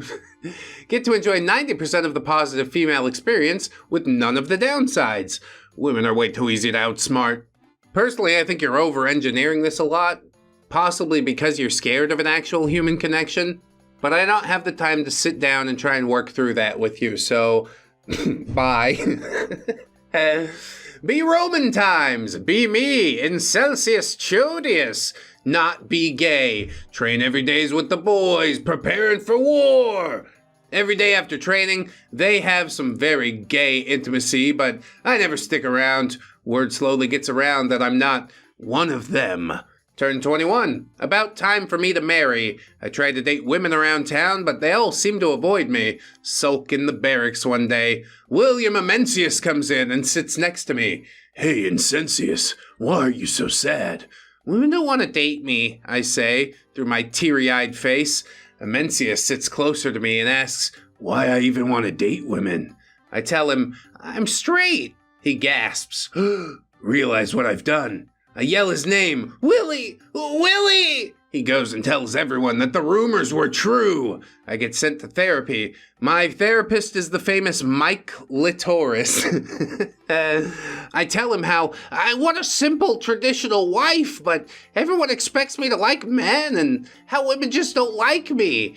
He writes down everything, and after about an hour, he asks me, why don't you just date men, Mr. Chodius? I explode. I'm not gonna date men, I tell him. I don't like men. I don't like ding-dongs. He sends me out of his office. I can overhear him telling his assistant that I am hopeless. I go back to my hometown, and the boys ask me if I've been fixed. I say yes, so they leave me alone. They all cheer for me, and we had a good day training and not doing anything gay. I go back home thinking maybe life isn't so bad after all. I go to bed. I wake up due to a sound coming from downstairs. I grab my gladius and jump out of bed, heading straight for the source of those garbled noises. I end up in my living room. Although dark, I see a lot of human figures moving about on the floor. Suddenly a torch lights in the mid of it all. Willie's face appears before me, his nude body painted by the torchlight. I go insane and scream, why are you all in my house? Well, we thought we'd just surprise you with a fun little group activity, Willie says. No! I yell before leaving my house and go to get drunk. Guys, why is everyone in this age so gay? Not being gay makes even women like me less? What should I do? This is all just a very thinly veiled allegory for your own life, isn't it, Adon? I'm not going to take money out of your therapist's pocket. Go talk it through with them. Go see Mr. Litoris. Mike Litoris. That's probably the funniest part of the whole post for me.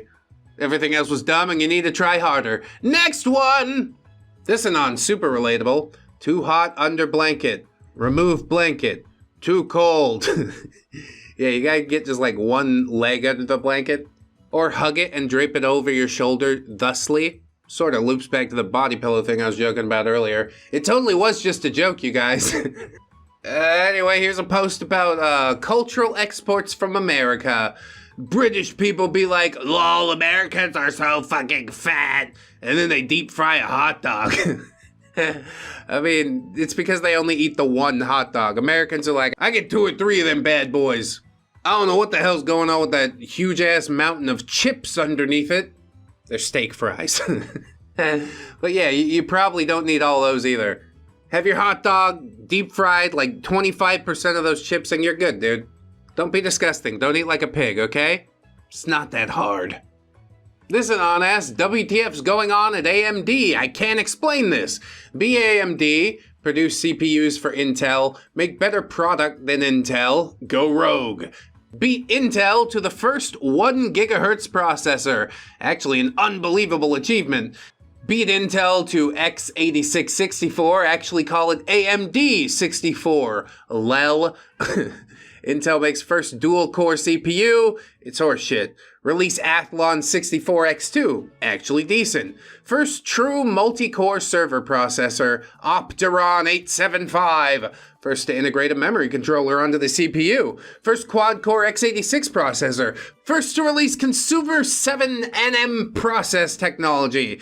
First to release consumer PCIe 4.0 support. Far more cores during Intel's 4C8T only days.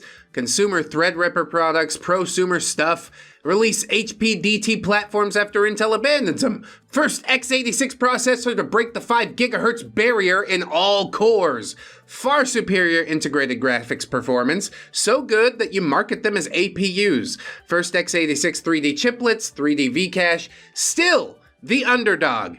Getting shittier and more Intel-like as soon as you're starting to catch up, like, what the fuck? Yeah, complacency. It stabs you in the back, whether you're a big business or a YouTube channel. It's a difficult thing to keep your head on a swivel 24/7. Maybe that's the reason that a lot of people don't mind riding a desk, why they don't want to do it all for themselves. It's a much less stressful way to live, I'll admit that. Anyway, AMD sucks again, is the TLDR. We'll move on. Spend $1,000 on an NAS. Spend $3,000 on hard drives. Spend $2,000 on Blu-ray discs, or $5 a month on a VPN. Spend $500 a year on maintenance because hard drives fail all the time. Spend $300 a year on electricity. Still spend more time watching YouTube tutorials than watching movies. Can't you guys see this is way better than paying $30 a month for Netflix? Damn, it's $30 a month for y'all? It's only $9 in the Philippines. It's pretty sweet. I do like to run things locally wherever possible, like the AI images and stuff, run it locally. How many movies and TV shows do I have? About 5 terabytes worth, so yeah. It'll keep me busy for a while. And the most crazy part is you can do it in addition to YouTube and Netflix. Wow. Total mind blow. What if I want to have it on the big screen TV in the living room? Well, I just take a little zip drive and put the movie on that. Copy it over. Done and done. It's the stupidest argument to get into. It's like the console wars, but even more dumb.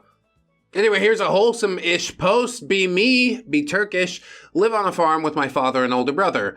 Mom left when I was 3. My dad is a Turkish oil wrestling champion and wants us to follow in his footsteps. Each day he covers me and my brother in oil and makes us fight in the barn. Nude. He teaches us many moves and powerful techniques. On my 16th birthday, he tells me that I have to fight my brother for real, and the winner will be his favorite son. The stakes have never been higher, Anon. I prepare for my match for weeks. The day finally comes. My brother stands in front of me, all oiled up in his birthday suit. My father's watching from the side of the barn. I lunge at my brother and stick my hand up his butt. What? He's quick to respond and clenches my fist as he swings my entire body and slams me into one of the supporting pillars of the barn. I rise to my feet, ready for what's to come. He jumps into the air and uses his signature move, the flying thrust kick. I dodge and grab him by his groin as he lands. Before he can protect himself, I twist and pull as hard as I can. My brother was defeated. My father exiled him to Eastern Turkey and gave me enough money to follow my wrestling dreams in Germany. I live in Berlin now and have forgotten about wrestling, but sometimes I think of my brother and can't help but wonder what he's up to now. Well, probably not taking care of kids of his own. I'll say that much. This whole thing was written relatively straightforward, but I thought there were gonna be a bunch of twists and turns. My mind was jumping at ghosts that weren't even there. At least not there until the poop shoot carousel and the grabbing of the dong. It might be a legitimate story. I don't know how things are in Turkey. It seems like if you wanted this bad enough to brutalize your brother for it, then you probably shouldn't have forgotten about it, but I don't know. Maybe call him up sometime. Say, hey, how's your nuts? Did you put some ice on it? It's the best I can think of. Be me, walking to the grocery store. In front of me, a small group of low-class males. Low-class males, how uncouth! They stink of alcohol and cigarettes. They can't speak a single full sentence. Their communication's more like a mixture of simple words and grunting. Ugly, unhygienic, visible representation of financial as well as mental poverty. And they talk about how easy it is to find women and how many ex-girlfriends they had. These less than 90 IQ subhumans had no problem getting laid. Meanwhile, I, as a 150 IQ, highly educated, very hygienic man, earning more than thrice their salary, am doomed to remain a perma-virgin forever because no woman ever wants me? Once again, the black pill of women being ontologically anti-intellectual. My day is ruined. Yes, and I totally believe it because those dudes that I don't know said it. What do you... Why do you choose to live this way, Anon? You could pick happiness, I know you can.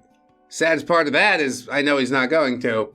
That feel when I cooked my favorite food yesterday so today I could have a nice lunch at work and forgot to pack it into my backpack before leaving home.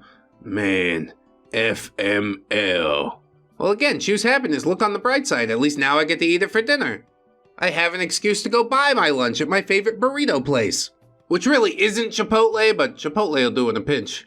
Oh my god, I love Chipotle. Chipotle is my life. And he spends 10 minutes looking for the prank, but there was no prank.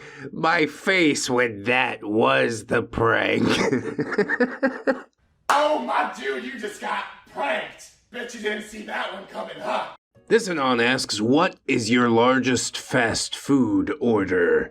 I was in the Philippines and I ordered 30 yum burgers from Jollibee's because they were so cheap. My action caused a huge scene because I was in a remote city that rarely sees white people and because of the magnitude of burgers that I ordered. Never see a white person in all 35 years of your life. Hear stories about how much they eat. Think that's impossible. Nobody could stomach that much. One day, a skinny white man arrives in the town. Astounding. What a novelty. But surely the rumors must be false. See how thin he is? Follow him into a local Jollibee to confirm. He orders 30 fucking burgers. 3 freaking 0. Go home to wife. Tell her, we must sell everything. We need to open a hot dog stand in America. We will be fabulously wealthy. Yeah, till the government comes in and wants their cut. Also, I'm totally not the one who made this post. I would have been in the Philippines for about a year in 2017, but I've never ordered 30 yum burgers at once because I'm not a monster. I don't know how it was assumed that he was thin. I presumed quite the opposite. Anyway, moving on, next post. B-girl, middle school, early 2000s, walking to class. See some short kid getting shoved in the locker. Tiny little Hispanic kid and his 2 goons are harassing this kid for lunch money. Is this real life?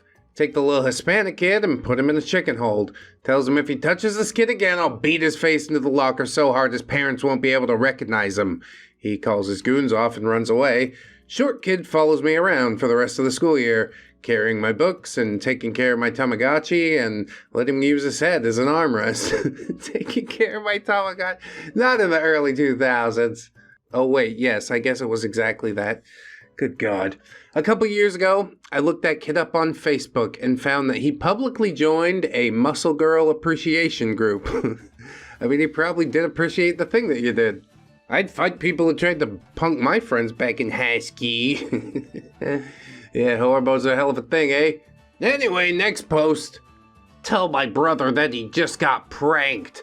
And he says, how? And I tell him to look at his room. And he spends 10 minutes looking for the prank, but there was no prank. My face when that was the prank. Oh my dude, you just got pranked. Bet you didn't see that one coming, huh? It's a devilish Scooby-Doo reaction image, which, yeah, it's perfect. It encapsulates this post. Well memed. Next post, just got a job. 20-year-old autist working a drive-thru at McDonald's. I'll have 2 chicken sandwiches, one with no tomato. Anon says, which one do you not want tomato on? There's some brief silence and a muffled sound. Either one, man. Wow, it's like a computer program. This function requires an argument to be passed through it, okay? I messed up their change, too. It's fine. McDonald's can take the hit. It's all part of training. You're getting out there and you're doing things. You'll get better at it. Played Red Dead Redemption with autistic 8-year-old stepsister.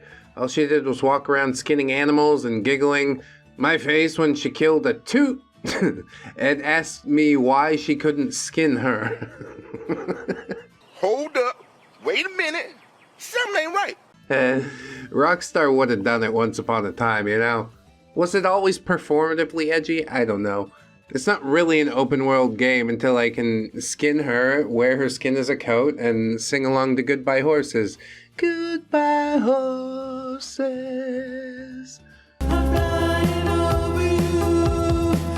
Would you fuck me? I'd fuck me. I'd fuck me so hard. What are we talking about again? Oh, Red Dead, yeah. That's a good game. This next post was from Crocodile Dundee. Be today. Be Australian. Woke up sick. Call work to let them know I can't come in. Yeah, no worries, mate. Contact the local GP. Appointment free and same day because subsidized social health care. Paid sick leave because strong labor movement that guarantees working rights.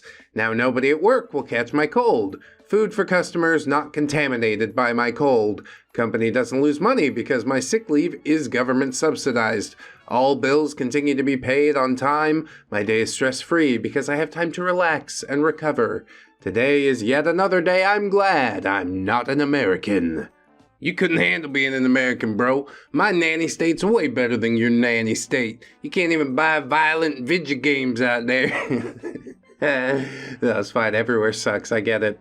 You think the place that you come from sucks the least, but it's never the case. Anyway, next post. Be me, be loser who drives a delivery van all day. Work is boring as hell. I get a new puppy. Puppy is sad when I go to work. Have idea. I will take puppy to work with me. Next day, put puppy in van. Puppy sits shotgun all day. Doesn't pee or poo in the cab. Take puppy to park during lunch break. Puppy waits patiently while I make deliveries. Drive home. Realize work was fun with my little puppy buddy. Have never had this much enjoyment of work. Thank you, puppy. Well, just don't let Jeff Bezos find out. He's gonna have you beheaded publicly in the Amazon warehouse. I hear they got a room for that. It's right next to the screaming booth. Are there still good delivery driver jobs? Probably, somewhere. I'm a little scarred after Chris Trucker, that's all. Anyway, yeah, I'm glad you're enjoying work with your dog. Will Smith photo here. Be fit, tall, rich, and famous. Be married. Wife cheats multiple times. Wife publicly says that fit, tall, rich, and famous husband can't fuck. How come you don't want me, man?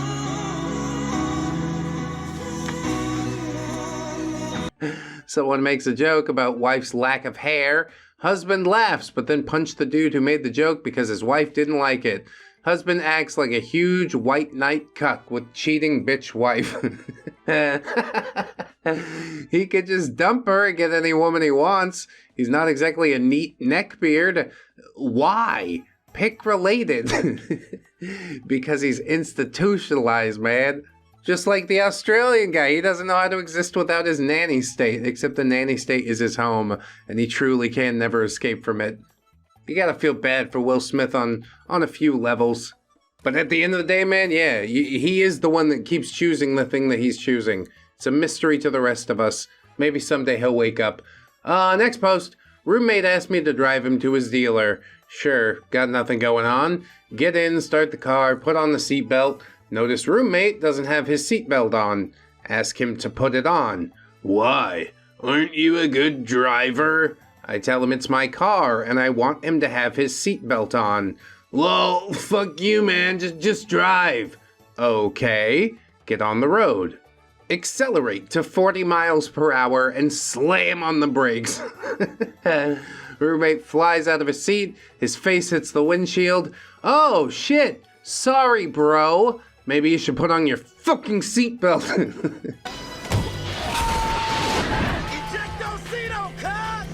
He does. I turn the car around and drive us back home. This idiot can walk to his dealer's house now. Wear your seatbelt. Also, like, it's a good way to get pulled over by law enforcement. Which, if you're carrying illicit substances in the car, it's a disaster waiting to happen. I'm glad you held to your values here, Anon. Anyway, next post.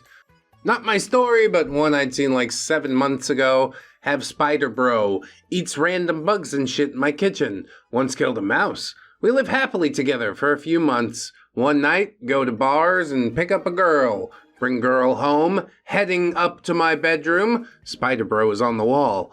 Girl screams and runs home. I get so angry that I kill Spider Bro for denying me my needs. Find out from my friend a couple days later that girl had herpes. Spider Bro knew. Sadface.jpg. Yeah, that's rough. He made the ultimate sacrifice. I hope this is something you'll think about, Anon, the next time you allow your anger to take control. It's never a good thing. Anger leads to hate. Hate leads to suffering. Our next post is even more sad than the death of Spider Bro. Sad day today. True story. Be me, 31, software programmer for a tech company in a city. Every day, get 45-minute break for lunch. The best places to eat are next to this bench area. And next to the bench area is this bucket drummer, and he is really good. Been going there to eat my lunch every Monday through Friday for the past year or so. Always give him $1, least I could do. Pretty cheap for 30 minutes of entertainment. You're a good egg, Anon. Anyway, I went to my work today to grab my laptop, got my lunch in the same spot as always, and noticed that he isn't there. Shrug it off. He probably just isn't out here on Sundays. Very sad woman comes and places flowers on the place where he normally performs. My heart skips a beat. I felt my stomach drop. Who are those for? She proceeds to tell me that the drummer was killed by a driver that was texting while he was crossing the street. Tells me that his name was Devin. I've never spoken a word to Devin, but every day when I'd give him $1, he'd smile and wave at me. Even though I don't know Devin or even his name until just now, I am devastated in this moment. My life in the corporate cage sucked, and Devin was my way of escaping into music. Worst part was I never got to tell him how much better his music would make my shitty days. Rip, Devin. Thank you for your beautiful music. Those cut really deep, man. Just talent. Tragically wasted so you could look at a stupid fucking notification. They should execute that driver publicly in the Amazon warehouse. It is really sad, but they say only the good die young, and that's how I know I'm gonna live forever. Thanks for sharing your story, Anon. And indeed, rest in peace, Devin. I need a pick-me-up or something. Here's story time. Working at McDonald's. Autistic kid appears. Screams all the time. Chicken nuggets! Wants a Happy Meal with nuggets.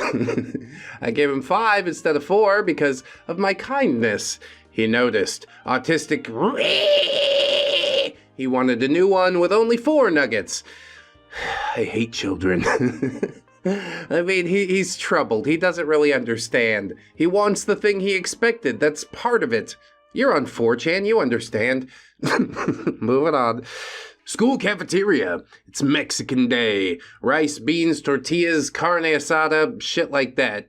You mean they don't just ship it to you in little styrofoam containers? My, things have changed. I think Anon goes to a private school. All of this is my jam. Green chili on everything. Tall white dude comes up to my Hispanic self and says, "Hey Anon, could you roll up my burrito for me? I don't know how." It takes a lot to humble yourself and ask for help. And Anon says, "Huh? Oh yeah, sure." Neatly portion out the proper amount of beans into each tort, tuck and roll some nice burritos for him. So you gotta tuck the bottom in like this so nothing spills out. Oh, cool. Thanks, dude. No problem. Hola, primo! Oh, wow. I never looked at it like that before, Don. Maybe we can all get along. Next pose, be me or not be me. Pick related. It's Shakespeare Pepe. I think that's a rare Pepe. Not as rare as the pee pee poo poo Pepes, but we take what we can get around here. This Anon did a bit of a heist. Be me in 5th grade. Class is planning field trip. We need money for it. Everyone needs to bring $20. So I go home and ask Mom for $30 so I can have $10 extra for myself. Mom doesn't believe me. Goes to friend's house who lives on the same street. Oh shit, .gif. Comes back angry saying that I need to pay more attention in class meetings. That feel when I found out my friend told his parents that he needed $50. Oh my God, $50. Sometimes to make a big heist, you have to take a small hit. Isn't that right? A 5th grader's not going to buy anything substantial with $30. They're going to buy candy and eat it all. Thanks for working 2 extra hours graveyard shift so I could have chocolate to turn into poop. They don't get it. It's fine. Someday they will. Let's see about another post. Your girlfriend accuses you of breaking into her home, assaulting her, and carving an X in her neck. Police immediately arrest you and charge you with burglary and assault that can get you life in prison. Your parents get $150,000 in debt trying to hire a lawyer and post your bail. People are convinced you did it, and you have no alibi to say otherwise. Your mom suddenly finds a selfie pic that you sent her that was dated at the time of the supposed incident. Turns out that pic clears you of all charges, since it placed you away from the scene. Ex-girlfriend gets off scot-free with no charges for lying, while you basically had your entire life ruined. Sometimes you gotta take life into your own hands, okay? You thought the stuff that you made up me doing was bad? Oh, man. Oh, vengeance! Not that I'd advocate anything like that, but if you did, I mean, I wouldn't convict you. But let's try to avoid leaving any incriminatory evidence in a YouTube video. We'll move on to sit down to watch my boyfriend play. It's a Dark Souls type game. He dies. He activates a God mode, one-hit kill cheat. I'm dating a little bitch, and I hate it. Then leave. I don't know what to tell you about all that. Like, as bad as he is at Dark Souls, that's how bad you are with this relationship. I think it's time to get good. Anyway, girlfriend praises me for being smart. I flunked out of art school while she has a master's degree. Girlfriend tells me that I'm so tall. I'm 5'7". She's 5'6". Girlfriend tells me that I'm a natural leader. I'm shy and quiet. Girlfriend said she wishes she was athletic like me. I'm a shut nerd. What is she doing? I don't understand what she wants. She's gassing you up. She's hoping that you'll become the thing that she said. She must see sprinkles of it in you already. That's the reason she's sticking it around. She's just trying to cultivate it, make it grow. I don't know anything about her beside what you told me, but from what I see, she's a keeper. Stop scrutinizing it, just enjoy it. You know, a little self-growth never hurt nobody. This Anon says, my girlfriend is being nice to me. What is her end game? Yeah, the thing that I talked about earlier. She wants to cultivate you into something more. Just a theory, of course, but it has been my experience. Anyway, be American. Internet is blocked. Bored. Go outside. Get shot. Yeah, you can't be hanging out at the McDonald's for an extended period. Public places, bad idea. Barricade the door and get a gun of your own. That's the only solution. Here's a wholesome story for you bots. Had dinner with my family at some sports bar. Mom and Dad both had a bad day and decided to de-stress. Whatever. Free food for me. Throughout the whole dinner, they're both kinda glum. My little brother suddenly looked like he had an idea and whispers in my ear, "Watch this." He asked Mom and Dad to look at each other in the eye as long as they can. Think to myself, what is he doing? Staring contest? After about 15 seconds of eye contact, they both start smiling, and eventually they break into laughter at that. My face when my little bro is the best at making people happy. Thanks, little bro. What little bro didn't realize was that they were actually diddling each other under the table for that 15 seconds. I think you need to stop. Okay, keep going. I took a wholesome thing and ruined it. Good. Working as intent. I'm not even going to try to fix it. We move on. Superglue GPS tracker to bicycle. Leave it unlocked in front of my apartment. It's already entrapment, I'm sorry. Wait for people to steal it. Chase them in my car. Get out. Kick their ass. Take their wallets. Repeat. I made $800 in a month doing this. I mean, there's a little physical risk involved, but it's not bad money. And you get it for doling out justice? The court's gonna say it's entrapment, but I'm not gonna convict you on it. I'd be like, no, I get that guy. I respect the hustle.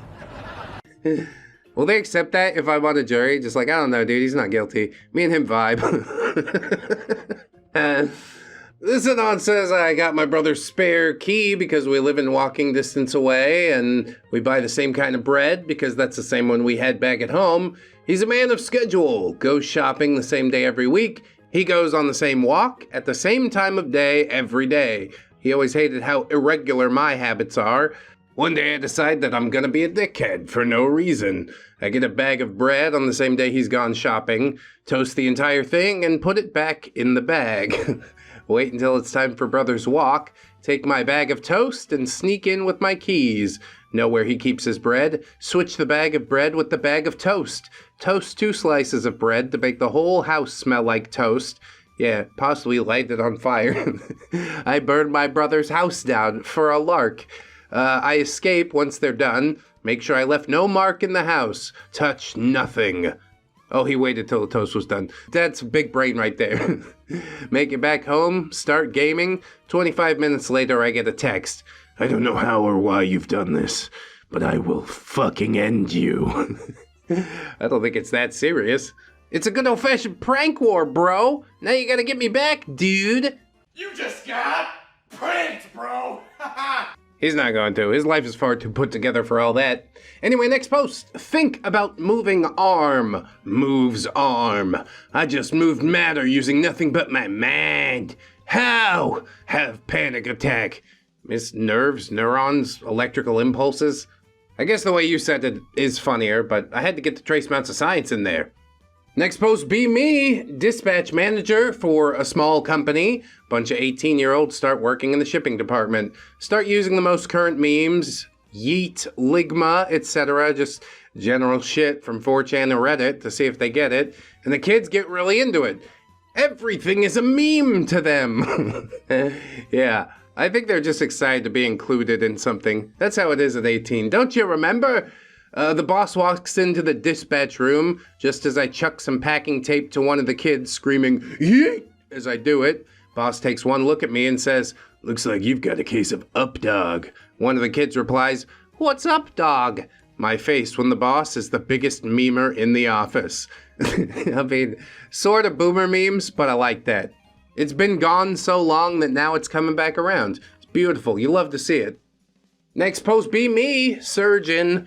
35-hour operation. I do it perfectly with no mistakes. Everyone thanks God. Well, I mean, maybe you had a hand in it. I think that if they came over and thanked you personally, like your ego would get out of control. So yeah, everything working as intended. Here's the start of a most tarded moments thread. Be me, be 11. That's a good time for tarded moments, honestly. In car with family, heading home from the county fair. Dad wants dinner. Mom hands me the phone book and tells me to look up the number for the place the dad wanted so she could check the wait. For whatever fucking reason, I hear, get rid of this. I roll down the window and chuck the phone book out as we're going 80 on the interstate. It's wonderful, honestly. You get a new one every month. It doesn't really matter. I mean, unless another car hits it doing 80, and that's probably not going to go well. But we don't worry about that. We're 100 miles down the road already. Next post. At work, known as the guy who collects lighters. Yeah, that's a weird guy to be.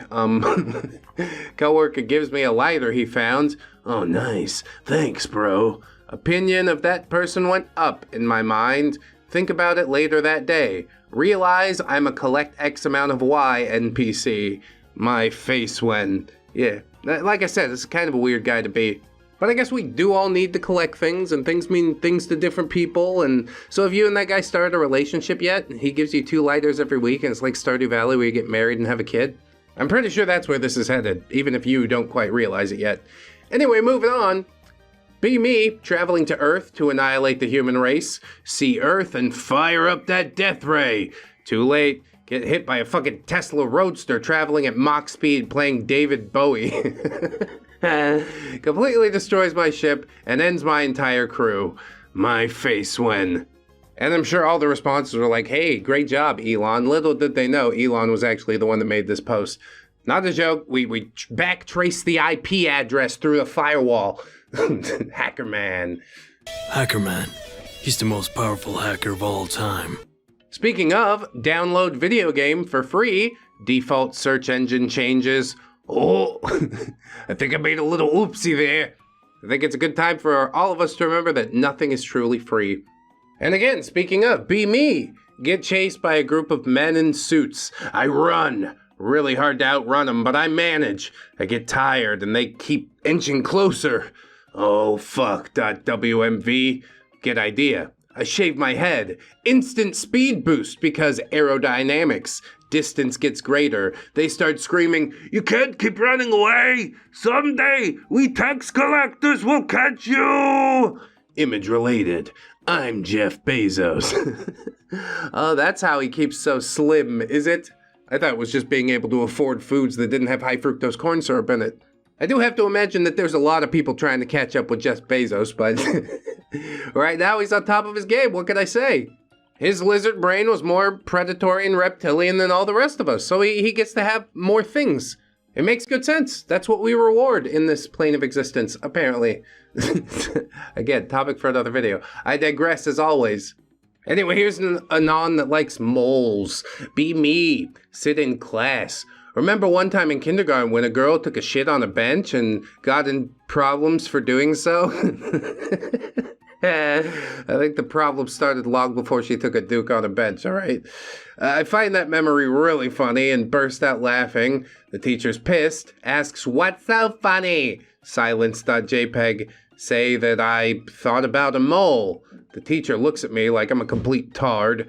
My face when I actually begin thinking about moles now. Remember that moles are blind and they probably bump into each other all the time. Begin laughing again, get the tension. Moles are pretty cool. Although they're super sensitive to vibrations, so I don't think they bump into another mole, but again, your way's funnier. Whatever. This anon says, Apple is the worst fucking company ever. Maybe back when Steve Jobs was alive, it was a little better and slightly respectable, but holy God, he must be rolling in his grave right now. I don't know. Market share's still pretty high. Anyway, be me. A few weeks ago, go to Apple Store to get the battery replaced. Spend an hour and 30 minutes walking around. Come back. They tell me the phone is missing some parts, so the battery is unreplaceable. Next day, go to shitty PC Fix. Feces everywhere. Legit the dingiest fucking place on the planet Earth. And I asked to get the battery replaced. He goes in the back for like 15 to 30 minutes. Comes back, battery health is replaced and 100% capacity. Ask if any parts are missing. They weren't. Pay the $60 and walk out. Planned obsolescence is real, boyos. Yes, it absolutely is. I guess you do what you have to do to save precious pocket computer. But me personally, I would rather not go to PC Fix if we can avoid it. It smells like stale sweat. Just a strip mall full of desperation. No, I don't want to buy a phone. I already have a phone. I'm kind of glad physical malls went the way of the dinosaurs, come to think about it. Anyway, next post. Anon becomes bilingual. Oh, study a foreign language in secret. Study really hard for a couple years. Vocabulary, grammar, the whole 9 yards. Never tell a soul. Hide all your resources for the target language. Speak with native speakers using an alternate Skype or Discord, but never tell them about your life. This way they can't trace anything back to you. Become a master of this language one day. Go to a public place like a grocery store. Pretend to slip, fall, faint. When you come to, only speak in your target language and act like you don't understand English anymore. Yeah, I mean, the settlement will be nice. Worth the effort involved? I'm not sure. I guess it depends how adept you are at learning languages. I'm not. Anyway, next post. Be me. Watching Netflix health documentary. Fat people. They're filming fatties in the street. Hey, I have that shirt. Hey, I have those cargo shorts. Hey, I know that building. My face when... Anon is sad and fat. But this second Anon comes in with some quality advice, and he says, so don't be fat, you fat idiot. Yeah, it's simple. I don't know why that's a thing you picked. If it makes you feel shame, then it's time to start doing something different. Good luck. Here's a post with SpongeBob and all people like that. Be office lunch. Co-workers are, for some reason, talking about how many intimate partners they've had. Yeah, that's some water cooler talk there, huh? I'm gonna disconnect from this conversation. Despite being the quiet incel type, I've actually had 8 girls in my entire life. So I mentioned that I'd slept with 8 people while getting something from the fridge. One coworker, escorts don't count, silly. Everyone snickers. Me taking slight offense. Your cousins don't count either, Cheryl. For some reason, I'm the one who gets in trouble. I mean, the whole situation was ripe for an industrial fucking tribunal, so I don't know. You could probably flip it right back around on and be like, this is the sort of discussion being held in the lunchroom. And then, of course, you got to go to a stupid meeting about it, but at least you don't get sacked or something. Written up for some bullshit. I like to pretend I don't get write-ups anymore, but sometimes YouTube does write me up. Sometimes we go a little far. A lot of times it's in the 4chan videos. Anyway, this post says, brush teeth twice a day, from brushing once a month. Cold shower daily, used to shower once a month if that. Day 5 of nofap. Keeping room tidy, almost got kicked out because of how dirty I kept it. Eating well, job interview in an hour and 30. I'm crawling out, boys. That's one step at a time, dude. That's all we can do. Always forward, never backwards. You think I'm going to say I'm not proud of you, Anon? Not the case. I am. Keep doing the thing you know you're supposed to do. And that goes for everybody out there. It's titled, She Toxic Farted. Got chemistry here. You feel it? Lady Anon comes to 4chan for advice in our next post with pineapple keds. Advice with these shoes? Should I just toss them? I feel like they're too flashy. Another Anon, the 5th in the thread, says, censoring your foot is only going to get me cranked up even more. Oh man, the internet is a scary place, let me tell you. Maybe it's the internet that sucks. In real life, that's actually pretty cool. Anyway, this Anon's trying to translate a manga. Start translating a manga. Get filtered by a simple "e" whenever someone throws something. I freaking hate English. Everyone should just read shit in the original language. Second Anon has a suggestion to solve this problem. Just make him say, Kobe! Do it. Would be pretty funny. Another Anon says, any good fonts working? Animes doesn't work for C. Would take this or catch this work? Not every time somebody throws something. Take this, take this, take this. Terrible. Last Anon, probably the best idea. The one that transcends culture as a meme is wanting to do, and that is just yeet, of course. Everybody loves a good yeet, don't they?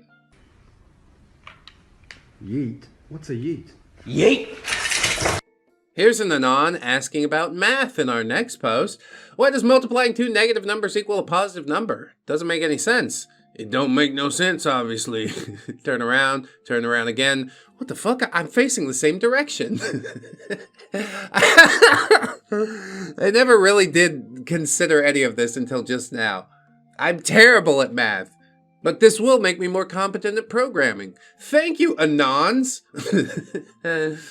Okay, but then why doesn't multiplying 2 positive numbers equal a negative number? Don't turn around again. What the fuck? I'm facing the same direction.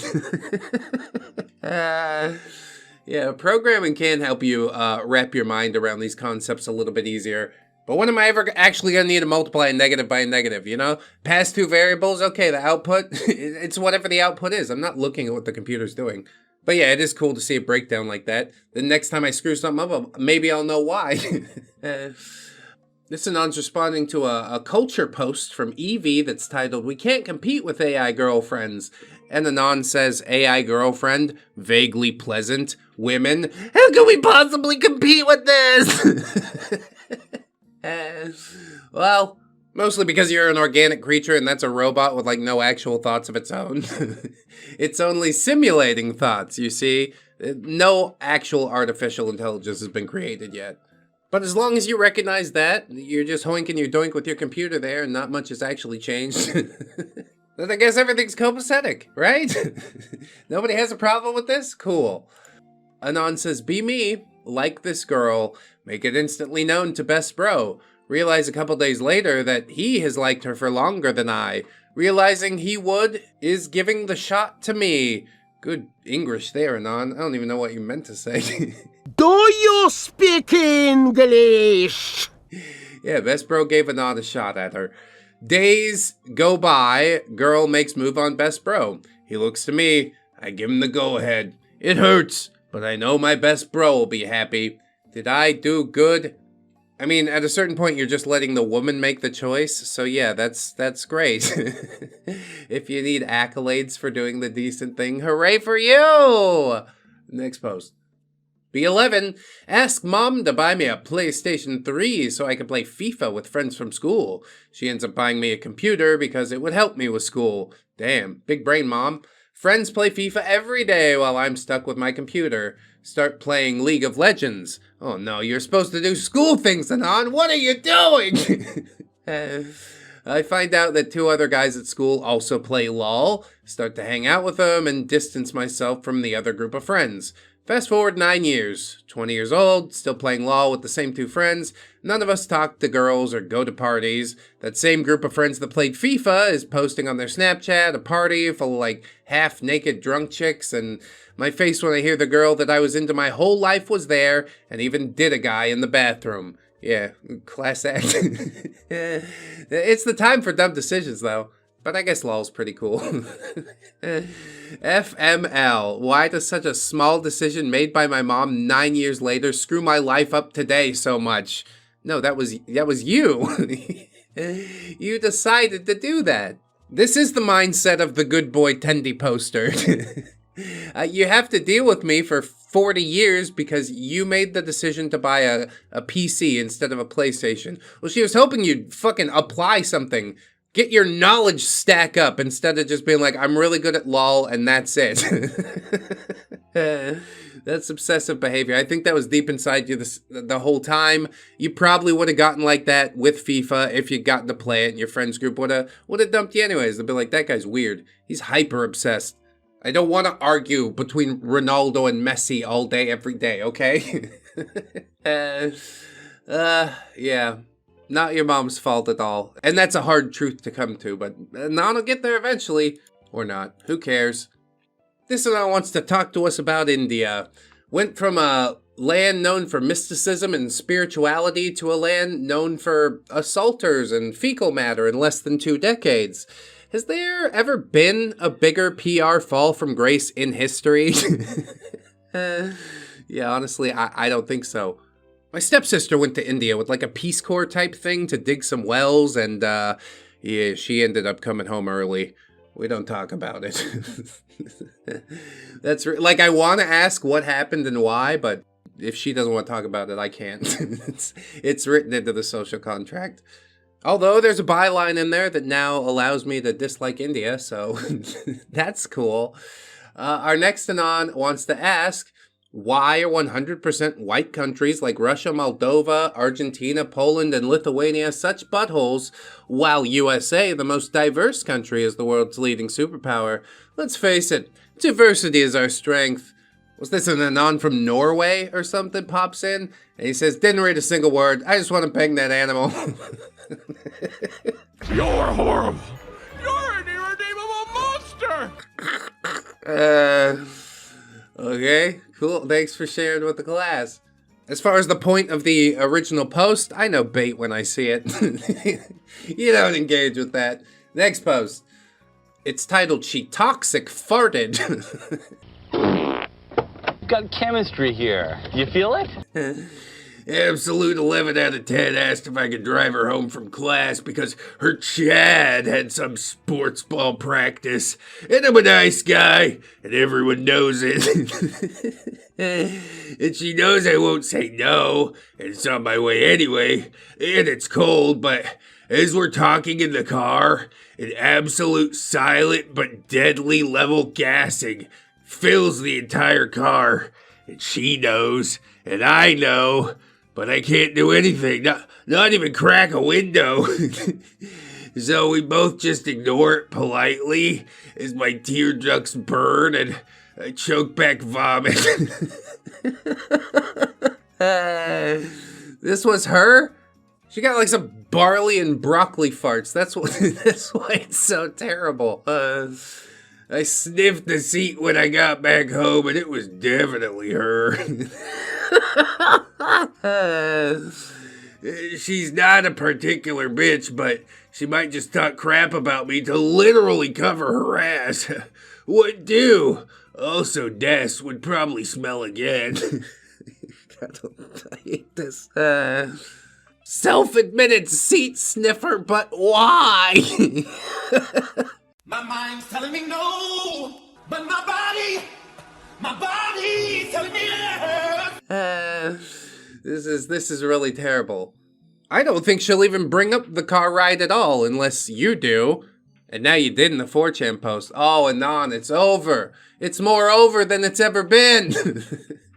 Who cares? Good luck. Next post from R9K. Am I weird for keeping a tab open on my ex's social media so that maybe he will contact me if I stare hard enough? Short answer, yes. Long answer, hell yes. This Anon wants to give us some advice. Just take the passport pill, bro. Or passport bro pill. Whatever. It's interchangeable after a certain point. Hey, why not just speed run a bachelor's degree in 1.5 years through working with Sophia Learning and a diploma mill like SNHU or WGU and get your bachelor's super quick and get a quick TEFL certificate, then move to China and teach English on good pay and do it with Asian cuties, and this process only takes like 18 months, so what are you waiting for? In before I want to move to Japan or Korea instead. Casuals like you are the reason why English teachers can't do this anymore. Korea and Japan give pennies to English teachers now because they're the normie countries that everyone wants to go to. Best bet is Vietnam, China, Taiwan, Thailand, or Cambodia if you want to have money to spend on cuties. If you move to Japan or Korea to teach English, you'll be an unwanted poor as you are in the States and Europe. Yeah. Nobody knows about my based Philippines. That's good. Let's keep it that way. Keep my name out of your mouth. You hear me? He doesn't hear me. He's too busy getting his ears whispered into by Asian cuties. She's like, I like you so much. Can I have some more money? Tales all this time. This Anon says, waking up every morning knowing that I will never be someone's cute puppy girl is the worst punishment that God could have imposed on me. Well, ReddX Industries has been working on puppy girls. Unfortunately, that's bad news for you, because obviously the genetically modified ones are superior. Another Anon says, you give up too easily. Put yourself out there and get leashed. Waking up every morning and suffering every moment, knowing I'm fundamentally an unlovable person and my romantic relationship attempts all fall apart within 2 weeks is nearly as torturous as knowing that I'll never be kept on a leash and fed from a dog bowl with frequent head pats. Well, that's because you're an insane person. You gotta work on that part first. Then you can talk about the puppy girl thing after. Once you found some form of stability in your life. This Anon says, my puppy now, I'm adopting you. And I'm adopting you too. Why would you adopt me? Every puppy needs an owner. I'll make sure you're always happy, puppy. Ugly hightuns don't deserve to be happy. Never say never. Everyone deserves to be happy, especially a sad puppy like you. Come here, let me scratch your head. Yeah, if it's a puppy boy, then things are a little bit different, huh? Nobody would respond, the thread would die. Some would say, as it well should, puppy boy or girl. I don't play those games. This next Anon is from Fit. Be human in crap pre-civilization. Really like Milky. Mommy say no more Milkies and kicks me out. This could have been a pretty good grug post, but I guess we decided not to go that way. We'll see why that's the artistic choice. I'm out hunting and foraging and stuff, and I see an animal nursing. Oh shit, other animals have Milkies. Sneak up and start drinking Milkies. get kicked in the head a few times, but after a while, stop getting kicked in the head. Tummy full, and butt makes tons of boom boom. Screw this, I'm gonna keep drinking milkies. I find a maid and have kids. I teach kids to drink their milkies. They have less boom boom, which is poop in this case, I guess. Thousands of years later, my descendants are stronger than weak, no-milky nerds and easily beat them up. Milkies make other ancestors stronger, and they find out how to make things with milkies. Some guys in Peru also figured that you could drink llama milk. Humans drink milk for the next 10,000 plus years with no issue. Milky drinkers all become great fighters and overthrow dumb, no-milky nerds. Suddenly some nerd thousands of years later decides, actually, humans never need milkies, so we should all stop drinking milkies. What I'm saying is, I'm gonna side with the thousands of years of genetic development that says that I should be drinking milk, eating eggs, and meat. Simple as. Yeah, eggs and steak in the morning is like a superpower. Pancakes and waffles are bullshit. You give me some protein to start the day, and yeah, then we really power through. And why not some milkies too? Put it in my coffee. I don't trust the dumb no milky nerd that tell me no milky. Look at him. It's obvious why he don't want me have milky. Bring a shitpost, honestly. I can feel my brain dripping out my ears a little bit. Anyway, this next anon has a bone to pick with God. Be God. Make boys and girls look relatively similar until they're 10 or so. Make boys suddenly grow body hair everywhere. Give them acne and greasy hair and make them reek. Stretch their faces down. Make it a 50% whether the face is ruined by a nose which is too long or hooked. Make them see how they've gotten ugly while the girls still look pretty. Give them random erections that hinder and embarrass them throughout the day. Make it so most of them will become addicted to jerking it once they realize that it gets rid of that hindrance and feels kinda nice. And then they get the post-nut clarity. Make the bung an erogenous zone and send to hell forever those who choose to use it.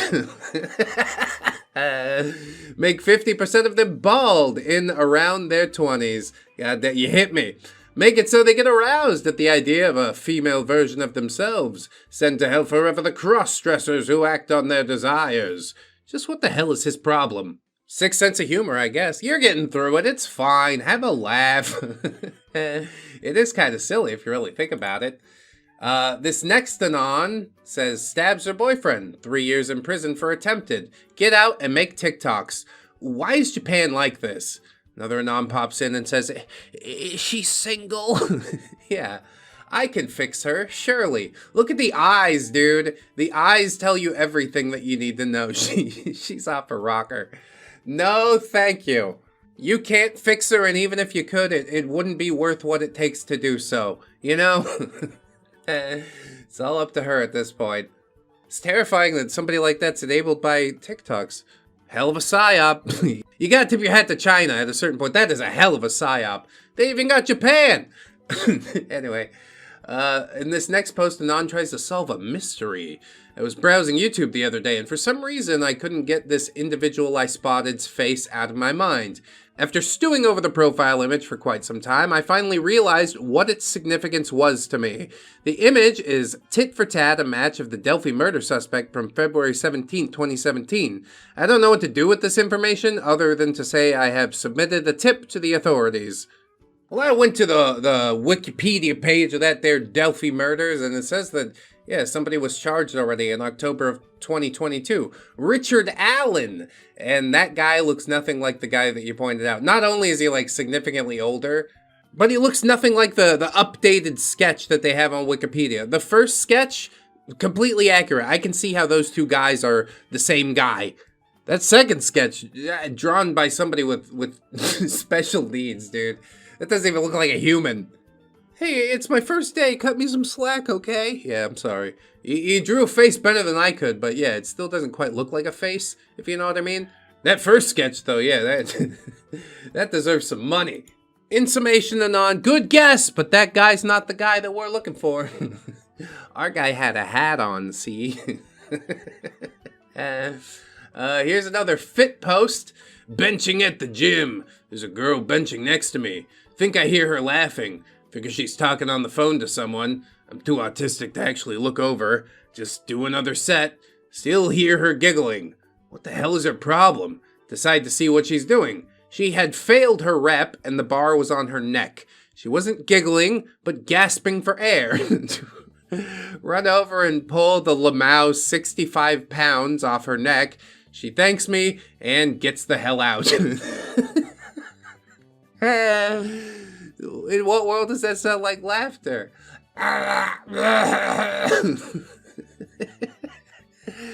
That is tism on another level, I'll tell you that. Glad she got out of there okay, though. This Anon has a question about Minecraft. Don't like eye contact. Pick up random things they find. Make random noises. Are Endermen autistic? I mean, yeah, like all of Minecraft, the main character included. If you choose to play it, then I have some disappointing news. This Anon states that all men want to be women. Untrue, patently untrue. The only men who unironically like being men are homos, since they think that masculinity is attractive. Well, I mean, you know, sometimes if a man has a nice pair of jeans or something like that, you know. A real straight man is above corporeal existence. That's what makes being in a male body tolerable. To a straight man, his body is a tool that he uses to acquire wealth, defend his nation and his family, and carry his consciousness. The male identity is focused outward, and the female's is focused inward. So, of course, we would prefer a beautiful female body, just like we would prefer to spend all day doing it with beautiful women and smoking cigars, but our desires are not the focus of our lives. Like, if I could cherry pick some of the points, I do almost agree, but then we jump to, you know, logical conclusion, he'd rather have a female body, which is not true. I like being a dude, trust. Anyway, Anon continues, she tells me she wouldn't mind if she woke up as a man one day. Women say this because they believe in male privilege or other malarkey. They're not thinking about the full ramifications of being in a male body. Women think in a very superficial way about gender, hence why many go from female to male and immediately regret it when they start growing facial hair. For them, it's just a way to get attention. Yeah, much like this post is for you. I don't even know what you're actually trying to say here. Like, if you want to be a chick, then just do it, but don't prescribe your own philosophy and mentality onto anybody else because, yeah, it seems paper thin. Like, there's a couple points that I'm like, yeah, sorta, but most of it is just, as you would say, malarkey. I'm not gonna trust anybody who unironically uses the word malarkey. That guy's a fed, man. Fucking glowing in the dark. Alright, next post. Read delinquent manga. Characters run their schools like criminal organizations and have teachers on their payroll. Reads a story. Expects everything to be V-raise and blabble. What is that? I don't know what that means. It's not the 17th century anymore, Pierre. Read fiction. It's not real. Wow! Isn't that crazy how real life functions differently? Less and less people realize it. Just like surrounded by media. Media poisoned is what it is. Sometimes you just have to say, cool story, bro, and not analyze it too much. Definitely don't make it a central tenet of your personality, for God's sakes. I really appreciate it. We're moving on. This Anon has a happy story to share. I know nobody's going to care, but I need to share it with someone. Be me, 20, never had a girlfriend or been with a girl before. Actual spurg. Decided to have a kickback at my house on New Year's Eve. 10 or so people just smoking and watching movies. One of my best friends who I've known since 7th grade is there. She's just chilling with her head in my lap, which is normal since we're pretty close. She's India. I don't know if you realize that. You probably should at 20. So I know where this one's going. Solid 7 out of 10. Always had feelings for her, just too awkward to make a move, and I figured she was out of my league. I pass my controller to one of my friends, when all of a sudden, she pulls me down. She kisses me on the cheek, and after the initial shock, I kiss her back. We end up making out for a couple minutes and spend the rest of the night in each other's arms. Texts me the next day to tell me that she's had feelings for me for a long time, but was too afraid to tell me, and I tell her the same thing. We're dating now, and I've literally never been happier before. I know it was a shitty story, nobody cares, but I don't have a lot of friends, and I had to tell someone. Dude, that last line clinched it for me. I was like, it was kind of a crappy story, but I'm glad you're happy, you know? The signs were all there, all around you. She just couldn't wait any longer for you to be a decent man. She wants you to make a move, you know? Women do be like that. They don't say a word, but when it's time, you'll know that it's time. And I'm glad she finally, you know, pulled the trigger for you. And enjoy the ride, that's what I'll say. Our next Anon's in a relationship too, but it's not going so well. Be Me have been in a relationship for almost 2 years now.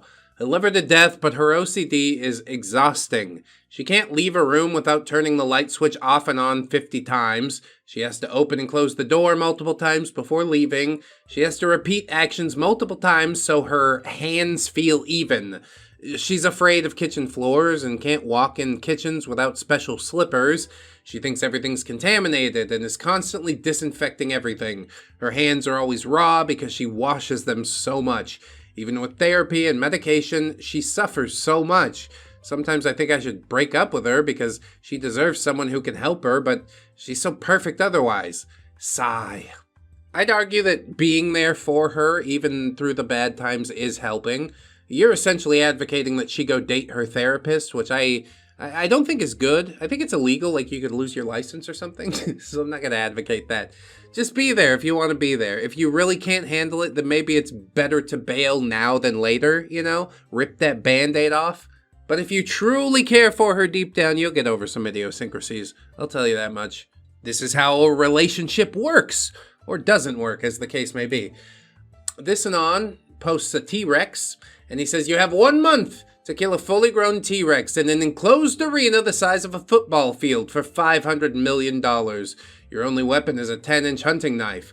Would you do it? Shit, no. You will be provided food, you will have a small indestructible hut to live in, and if you die, then, yeah, game over. For real. There's no way in hell, man. I guess if I had nothing left to lose, but yeah, that knife is the size of one of the T-Rex's teeth. I guess you could try and build like a trap system and just poke him in the legs 1,000 times. Death by 1,000 cuts, quite literally, but I don't know if that's reliable. Like, maybe the T-Rex will learn what I'm doing and stop going near the trap or something like that. And then what do? You go hand to hand? Fuck no. I can't do it, man. 500 million's a lot, but you gotta know if you're not that type of guy, you know? It's a T-Rex, bro. Forget it. You're crazy. You're crazy to even ask. This Anon's also crazy. He says, I've been pirating all my media for 20 years and I'll never stop. I was born in a poor family. Now I'm in the top 4 to 5% of earners in my country, so the poor argument doesn't cut it. All my friends are balls deep in streaming stuff like Spotify and Netflix and always buy their vidya, but I'll never understand it. It takes me 5 seconds to find a magnet link for a game, movie, music album. I still use an MP3 player, SanDisk of course, to this day. When you've pirated so much for so long, it becomes a lifestyle. I mean, I just hope you're seeding. That's really the thing that pisses me. Like, you can pirate all you want, but seed it when you're done, you barbarian. Yeah, I do tend to throw money at things that I like and would like to see more of. That's how business works. But do you think I'm going to be first in line to give Warner Brothers money? Probably not. They're going to be just fine without me, okay? Don't worry about it. Watch the movie guilt-free. Our next Anon has a crazy dad. Dad took the light bulb out of the refrigerator. It's a waste of money warming up the insides. Mom shows him that the light shuts off when the door closes. Yeah, but it still gets really hot when the door opens. Mom calls him an idiot. Probably rightfully so at a certain point. It looks like our next Anon has found nirvana. No longer saddened by my solitude. No longer care about being single for my entire life.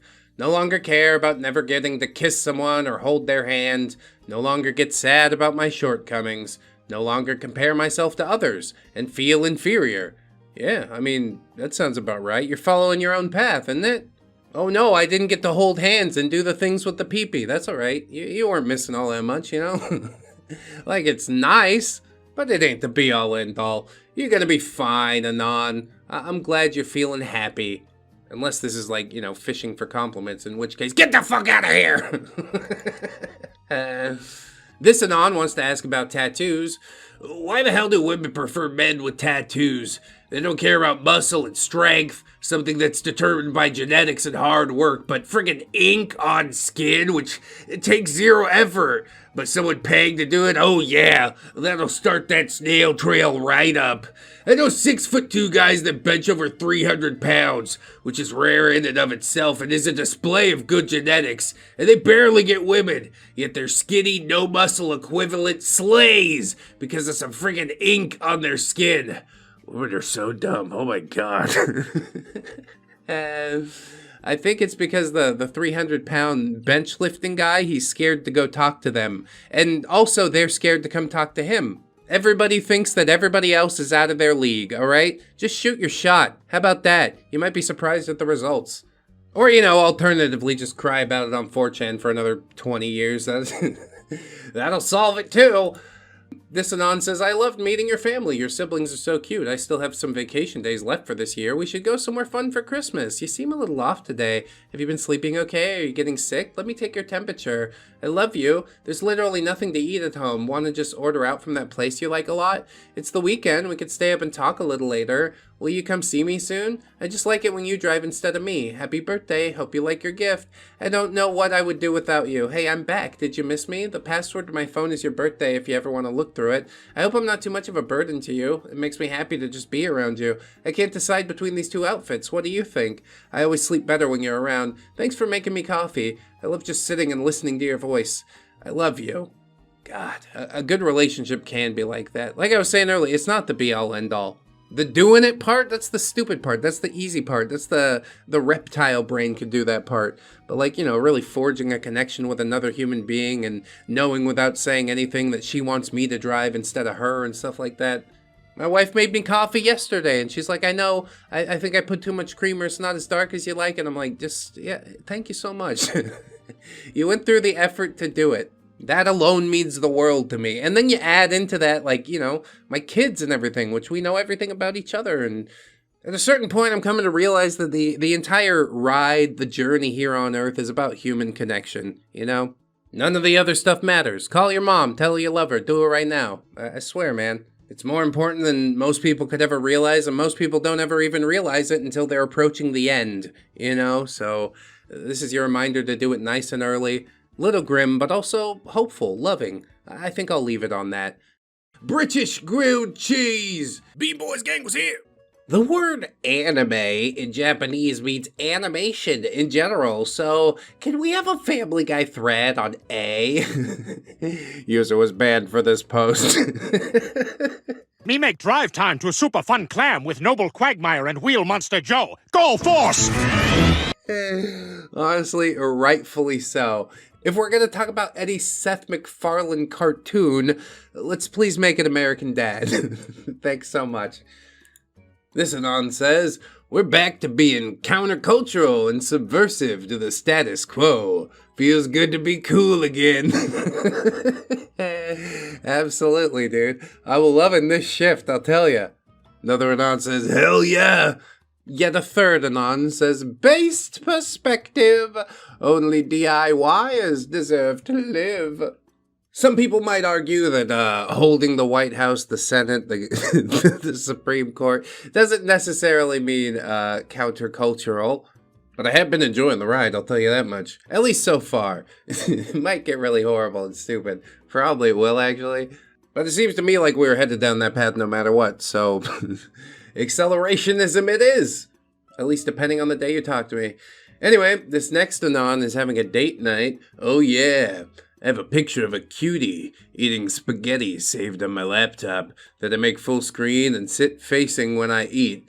I put on some Italian music and pretend it's a romantic dinner. Turns even the worst spaghetti into a pretty good time.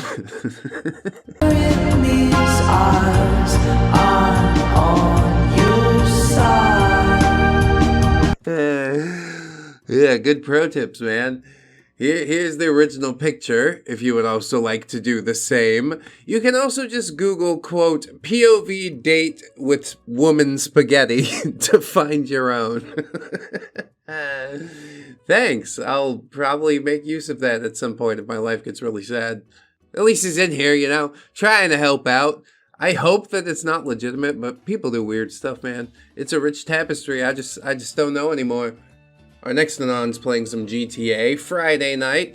Go on San Andreas multiplayer server. It's free roam. It's a do whatever the hell you want sort of server. So I create a character called Peaceful Bike Man. Decide that I will not harm anyone. Just ride around peacefully on my bike. People hit me with their cars or shoot me. Feels bad. One guy hits me with the car. I fall off my bike and get back on. He sees that I won't harm him. Oh, Peaceful Bike Man. I see a bit of myself in you. I ride away. I suddenly realize that he's now following me, peacefully, on a bike. Suddenly another guy sees us and joins.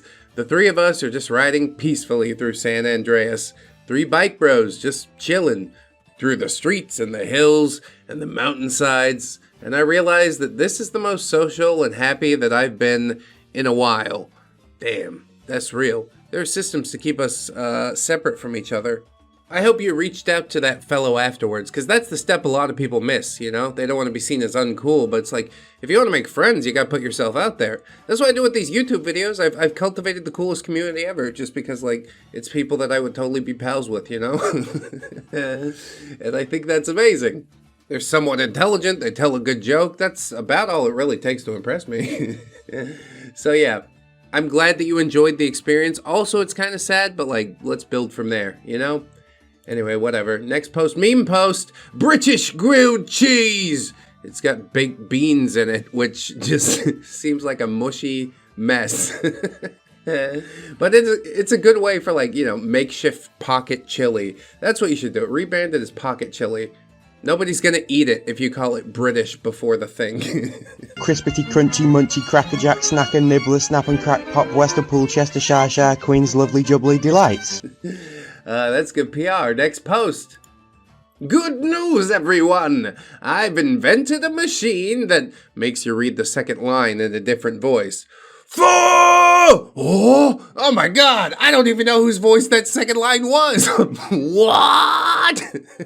It was sort of near my actual voice. Everybody in this thread just got. See, this is what 4chan used to be.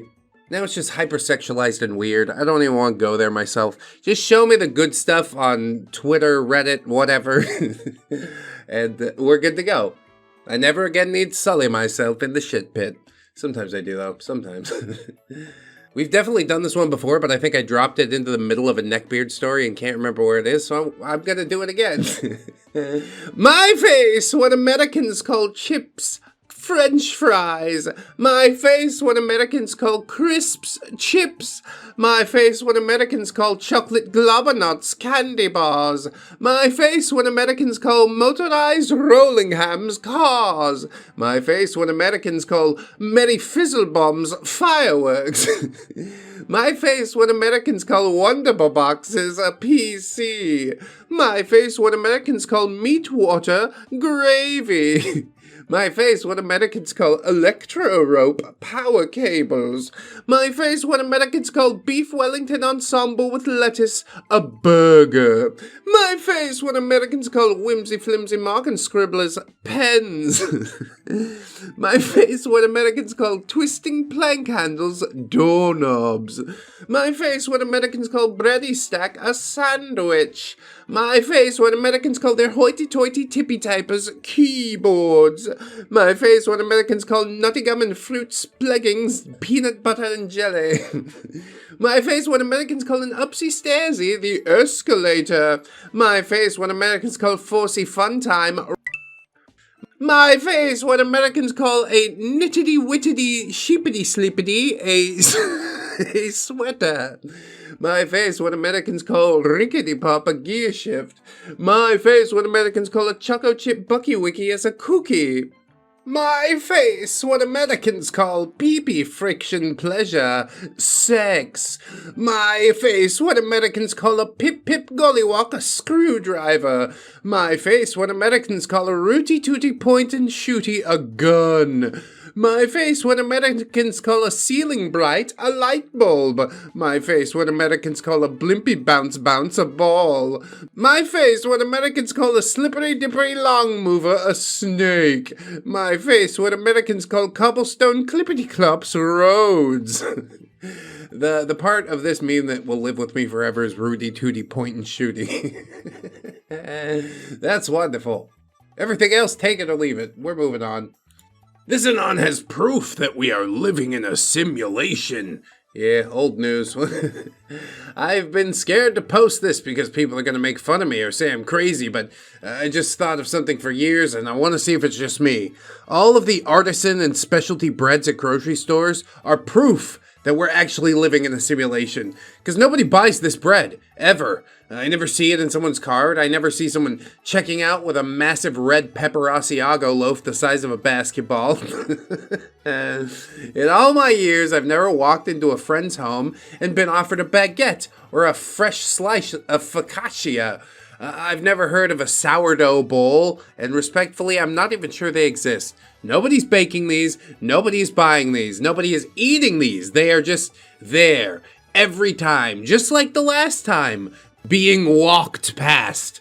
The bread is a decoration. The bread is a simulation. Yeah, cake's made of bread, and the cake's a lie. We found that out a while ago. Maybe it's just like one super fat dude in every town that, you know, his whole life is artisan bread. There's so much proof about the simulation even outside of the artisan bread, but I'm glad you're starting to see it now. Anyway, we're moving on. This anon wants to talk about Elon. I know people love when we talk about Elon, but nobody loves it more than Elon himself. How would I describe myself? Genius, billionaire, playboy, philanthropist. The world's richest man who's literally trying to insert computer chips into people's brains bought one of the largest social media campaigns with the help of Qatar and Saudi Arabia to help elect another billionaire president who has direct ties to multiple traffickers like Epstein and P. Diddy. There's active censorship of posts critical of Trump following requests from the Trump campaign, confirmed by the New York Times, and clear favoritism and boosting given to right-wing accounts. Yeah, okay, tracking so far. Where are the conspiracy theorists at? Where are the tabloids running full-page exposés on this? Where are the congressional subpoenas from Republicans? All the things they spent the last 10 years accusing other social media companies and Democrats of doing with no evidence, they are now doing out in the open. Where are all the right-wingers who say they're ultra-concerned about the First Amendment and an ultra-wealthy cabal running the world and the trafficking rings and inserting chips into people's brains and corrupt politicians? Hello! Oh, Anon, you're taking it all far too seriously. That's how you slip off the edge of madness. No. You gotta shake your head and just laugh and go, huh, we're headed towards a nuclear apocalypse. This is fine. I'm okay with the events that are unfolding currently. Would you look at that? Radiation covering the world. Wow. We really bungled that one, fellas. I don't know, man. Just throw your hands up. If simply posting about things could change anything, then they'd make it illegal. Well, they are trying to make it illegal. I think that's why Elon bought Twitter. But yeah, with free speech comes things that sometimes you don't want to hear. I think it's good. I watch the presidential election on MSNBC just because I want to know what they're thinking. I don't need somebody to confirm my own viewpoints. I know what I think already. Tell me the other side. Whatever. I'll admit Elon's a weird guy, but he's like the smallest piece of the weird guy puzzle that is like the global tapestry of debauchery and degeneration. Anyway, whatever, who cares, we're moving on. This Anon has some poverty tips for us, which I'm quite well versed at, thank you. If you train your mind, you can actually emulate the taste and texture of any food you're looking at. Yeah, what you think it tastes like, I guess. It's called your imagination.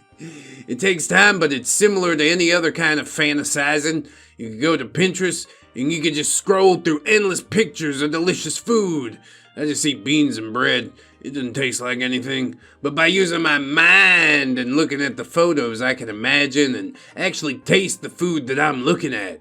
So, with my cheap beans and bread, I could be eating pizza or caviar or a Wagyu steak or a complex curry. Poor bros, we are gonna make it. Damn, dude, that's really sort of depressing. Like, whatever gets you through the day, yes, that's true. But it's almost even sadder than the spaghetti girlfriend thing that we saw, isn't it? I don't know if I like this too much. Do you know what caviar tastes like? I mean, I guess I could imagine how I imagine it tastes. So good for you. Yeah, just keep doing that, I guess.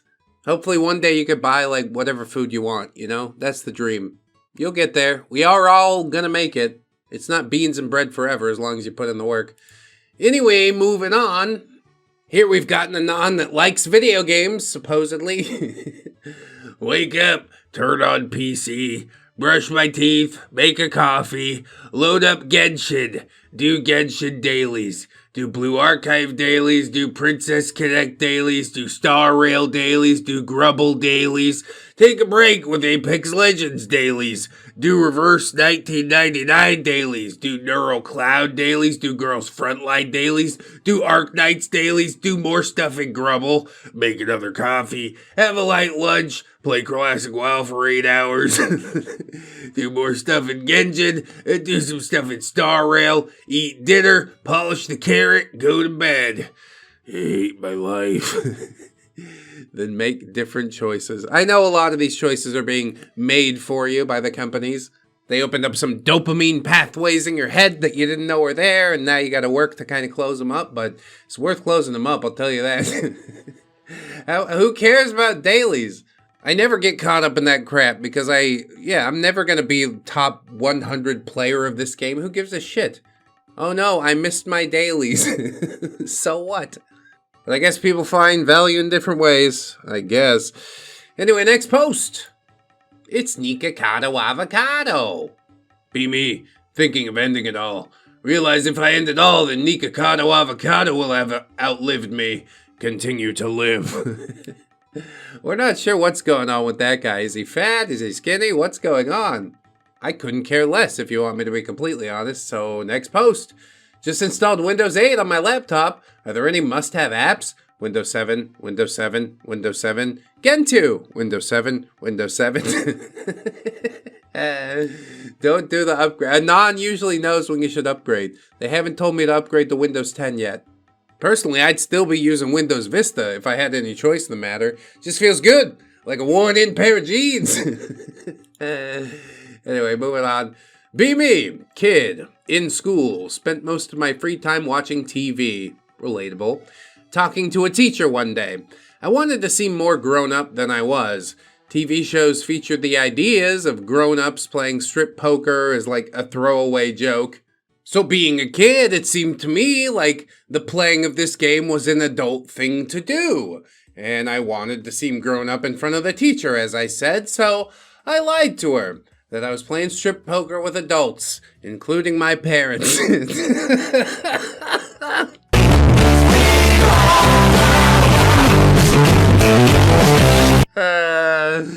Uh-oh. Kids do say some whacked out stuff, dude. Think absolutely nothing of it because I was a stupid kid.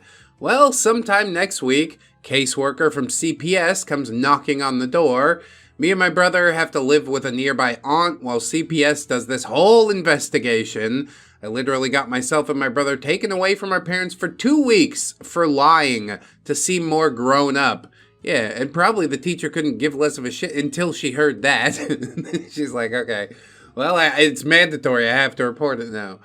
We put a CPS case on file because they thought that our parents were making us play that poker game. I'm so sorry, Mom and Dad. I just wanted to seem more grown up. Yeah, and you've never felt smaller in your life. Hopefully this is a good lesson. Just don't lie. Be as authentic as you can. But these are lessons that shall be taught in due time, I guess. Let's check out this next post. Pull up Anon's Google search history, Bill. What do you mean he doesn't have a Google account?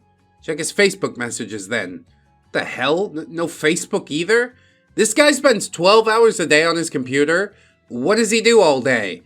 No cell phone activity? Does this guy not have a girlfriend or friends? Check his IP logs then. It's all encrypted. This guy just uses VPNs and Tor. Well, Bill, just hack into his PC through the Windows backdoor that the boys at the NSA gave us. What the fuck is a Gentoo?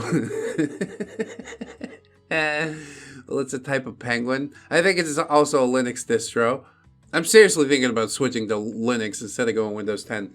Whatever, who cares? I'm just thinking out loud now. His kernel is deblobbed too. For fuck's sake, just access his Intel management engine with the software that Mossad gave us. What the hell is a Libre boot? This fucker's using a 12-year-old CPU? Yeah, screw it. Let's raid his house. Oh, he lives in his mom's house as well? You playing those video games again? I mean, why else would you be using a 12-year-old CPU, honestly? This is one fella who knows how to keep his information secure, but if using a 12-year-old CPU is the price, I don't think I could pay it. I want my computer to do thing now, yesterday. Thank you. Anyway, this next post, Anon titled it, Being an Ally to My Local Trans Community. Somehow I don't think he's actually being an ally, though. Welcome to 4chan. Be me, based LGBT ally. Live in very left-wing college town. Start flirting with the local cis straight girl that I just met, and I tell her, wow, you passed really well. She's looking hurt. She says, what do you mean? Tell her that I think she's really brave going out. She tells me that she's not trans. I tell her I think she should be proud of who she is. Girl starts screaming and shouting at me.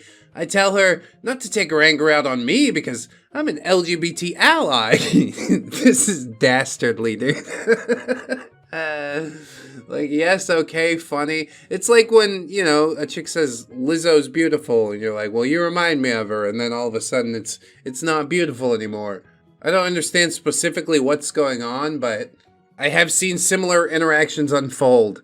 Anon says, I've done this dozens of times. Specifically target lib women because I enjoy seeing the cognitive dissonance between them saying there's nothing wrong with being trans and then acting like I've just given them the greatest insult of their lives. I'd never actually do it to an ugly woman though, because that'd be too cruel. Thoughts, guys? Yeah, dastardly, as I said. That's really the most apt adjective I could pick for it. Machiavellian also comes to mind, but there's no, like, it doesn't have a directed point, which is the craziest part to me. What are you trying to accomplish? Just make somebody's day worse? If these women haven't harmed you in some way, then yeah, I can't sign off on any of this, Anon. That's what I think. We'll continue on to something surely more irreverent. This Anon says, today, be at construction job. Effing stuff up like usual. Boss yells at me in front of everyone. Anon, what the hell is your problem? I tell him, my son, he died. Oh, I'm so sorry. I don't even have a son. I don't know why I said that. Walk off the job, planning on never coming back. Already looking at apartments in another state. Well, that's $30 an hour down the drain. You'll be fine. That's the nice thing about a construction job. You can do that anywhere. Everybody's always looking to build something if you know what the hell you're doing. Although you gotta be careful of the people who only think that they know what the hell they're doing. You know, the Dunning-Kruger effect. Anyway, we'll continue to the next one. This Anon wants to play a game. He says, post an animal that starts with the last letter of the previous post. I'll start. Bearded vulture. Eagle. Eagle. Eagle. Oh, well, I guess the game is over. That's so funny, dude. How dumb. Whether on accident or on purpose, I do know this for sure. This is why we can't have nice things. This Anon wants to tell us about his mom. He says, my mom's one of those moms that tries to stay hip. Starts saying based around her. She asks what it means, and I say something that is nice or handsome. Now she sometimes greets me by, how's her based young man doing? Hear her and some of her friends saying based in conversation the other day. Keck, you're a based young man. Yeah, sure, why not? I'm unsure if Anon actually knows the meaning of based, or if he's just, like, parroting a thing that he heard. Because, like, to be based is just to be yourself. Unashamedly being yourself. Like, this is who your mom wants to be, and now she's saying based, so she's kind of based, you know? She's following her dreams. By the way, when are you moving out, Anon? Next post. It's a wiggle worm, a caterpillar? Oh, no, I see what it is now. It's a fishnet lion tiger lady. It's one of those figurines that goes in a jar of a certain type. It's right here, huh? Show it. Show it. It's right here. This Anon says, I can't believe I paid $300 for this piece of crap. At that price I paid, I was not expecting dull colors and hair that obstructs the butt of the figurine. Great job, Free Ig. At least I can enjoy the box displaying the product I should have received. What is this? A fucking McDonald's promo poster? I don't know what's going on here. But yeah, cool, okay, great. Have fun with your figurines. I'm sorry you're not happy with what you purchased. Maybe you should try purchasing less crappy things. Anyway, next post. This Anon says, wow, that's a really nice train. I'm so happy that you shared with me a picture of your country train. Even though it's not part of the culture, I think it's okay anyway. Please have a good train day. If you don't have any trains in your local area, I wish you a good non-train day. Oh, see, now we're so inclusive. I love this, but I don't know if it's written by, like, the highest IQ or the lowest IQ individual. Beautiful. It's wonderful. You have a good train day too, Anon. Here's a post about the average cost of living in 1938. Oh boy. Just get ready to get real sad. New house, $3,900. Average income, $1,731 per year. New car, $860. Average rent, $27 per month. Tuition to Harvard University, $420 per year. Movie ticket, 25 cents each. Gasoline, 10 cents per gallon. U.S. postage stamp, 3 cents each. Granulated sugar, 59 cents per pound.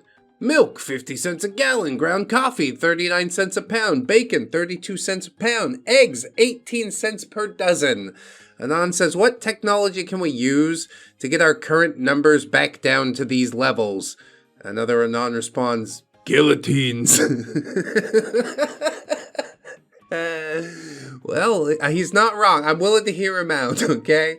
I might sign up for the guillotine party. Now, to me, I see a price of eggs like that, and I go, those are rookie numbers. We got to pump those up. All I'm saying is, why not experience hyperinflation in your lifetime? You could be a millionaire, a quadrillionaire even. It really is a sorry state of affairs, but you know, if you don't laugh, then you go crazy. I'm already halfway there. Next post. Anon says, some boomer businessman told me to sharpen my pencil, but I told him that I don't know what he means and I don't have a pencil. I now know that it was just a phrase, but I still don't know what he meant. Another Anon says, sharpen your pencil by putting it in his sharpener. He's talking about his butt. Hell no! No! No! I refuse. No! I think it means, you know, mind your P's and Q's, you know? Put your best foot forward. Pick yourself up by your bootstraps. Some other boomerism. There's only like 5 of them that still exist. Some of them are pretty good. We just gotta, you know, workshop them a little bit for public consumption. Anyway, who cares? Next post. This Anon's sending packages to his friend in India. He says, I've been mailing my trash to random addresses in India for years now. Again, dastardly. Fortunately, it really is just the hive of scum and villainy of the internet. It's sort of beautiful, as long as you don't look at it directly. There are shipping services that bundle tons of small shipments into a large shipment to make international freight cheaper for people like me, where delivery time doesn't matter. Yeah, space available mail. Each month I take my garbage bags and compress them into a garbage cube, then I box it up and mail it. It costs about $200 a month, which is only about $75 more expensive than the local garbage service. Dude, what do you think they do with it? The Nod's on a mission to fill up the Ganges with Dorito bags and Mountain Dew bottles. It's really funny, but also like it's missed. They have a hard enough time, don't they? Come on. Nexodon says, I heard a joke once. Man goes to the doctor, says he's an incel, says life seems harsh and cruel, says he feels all alone, no girlfriend. Doctor says, treatment's simple. Ryan Gosling's in town tonight. Go and see him. That should pick you up.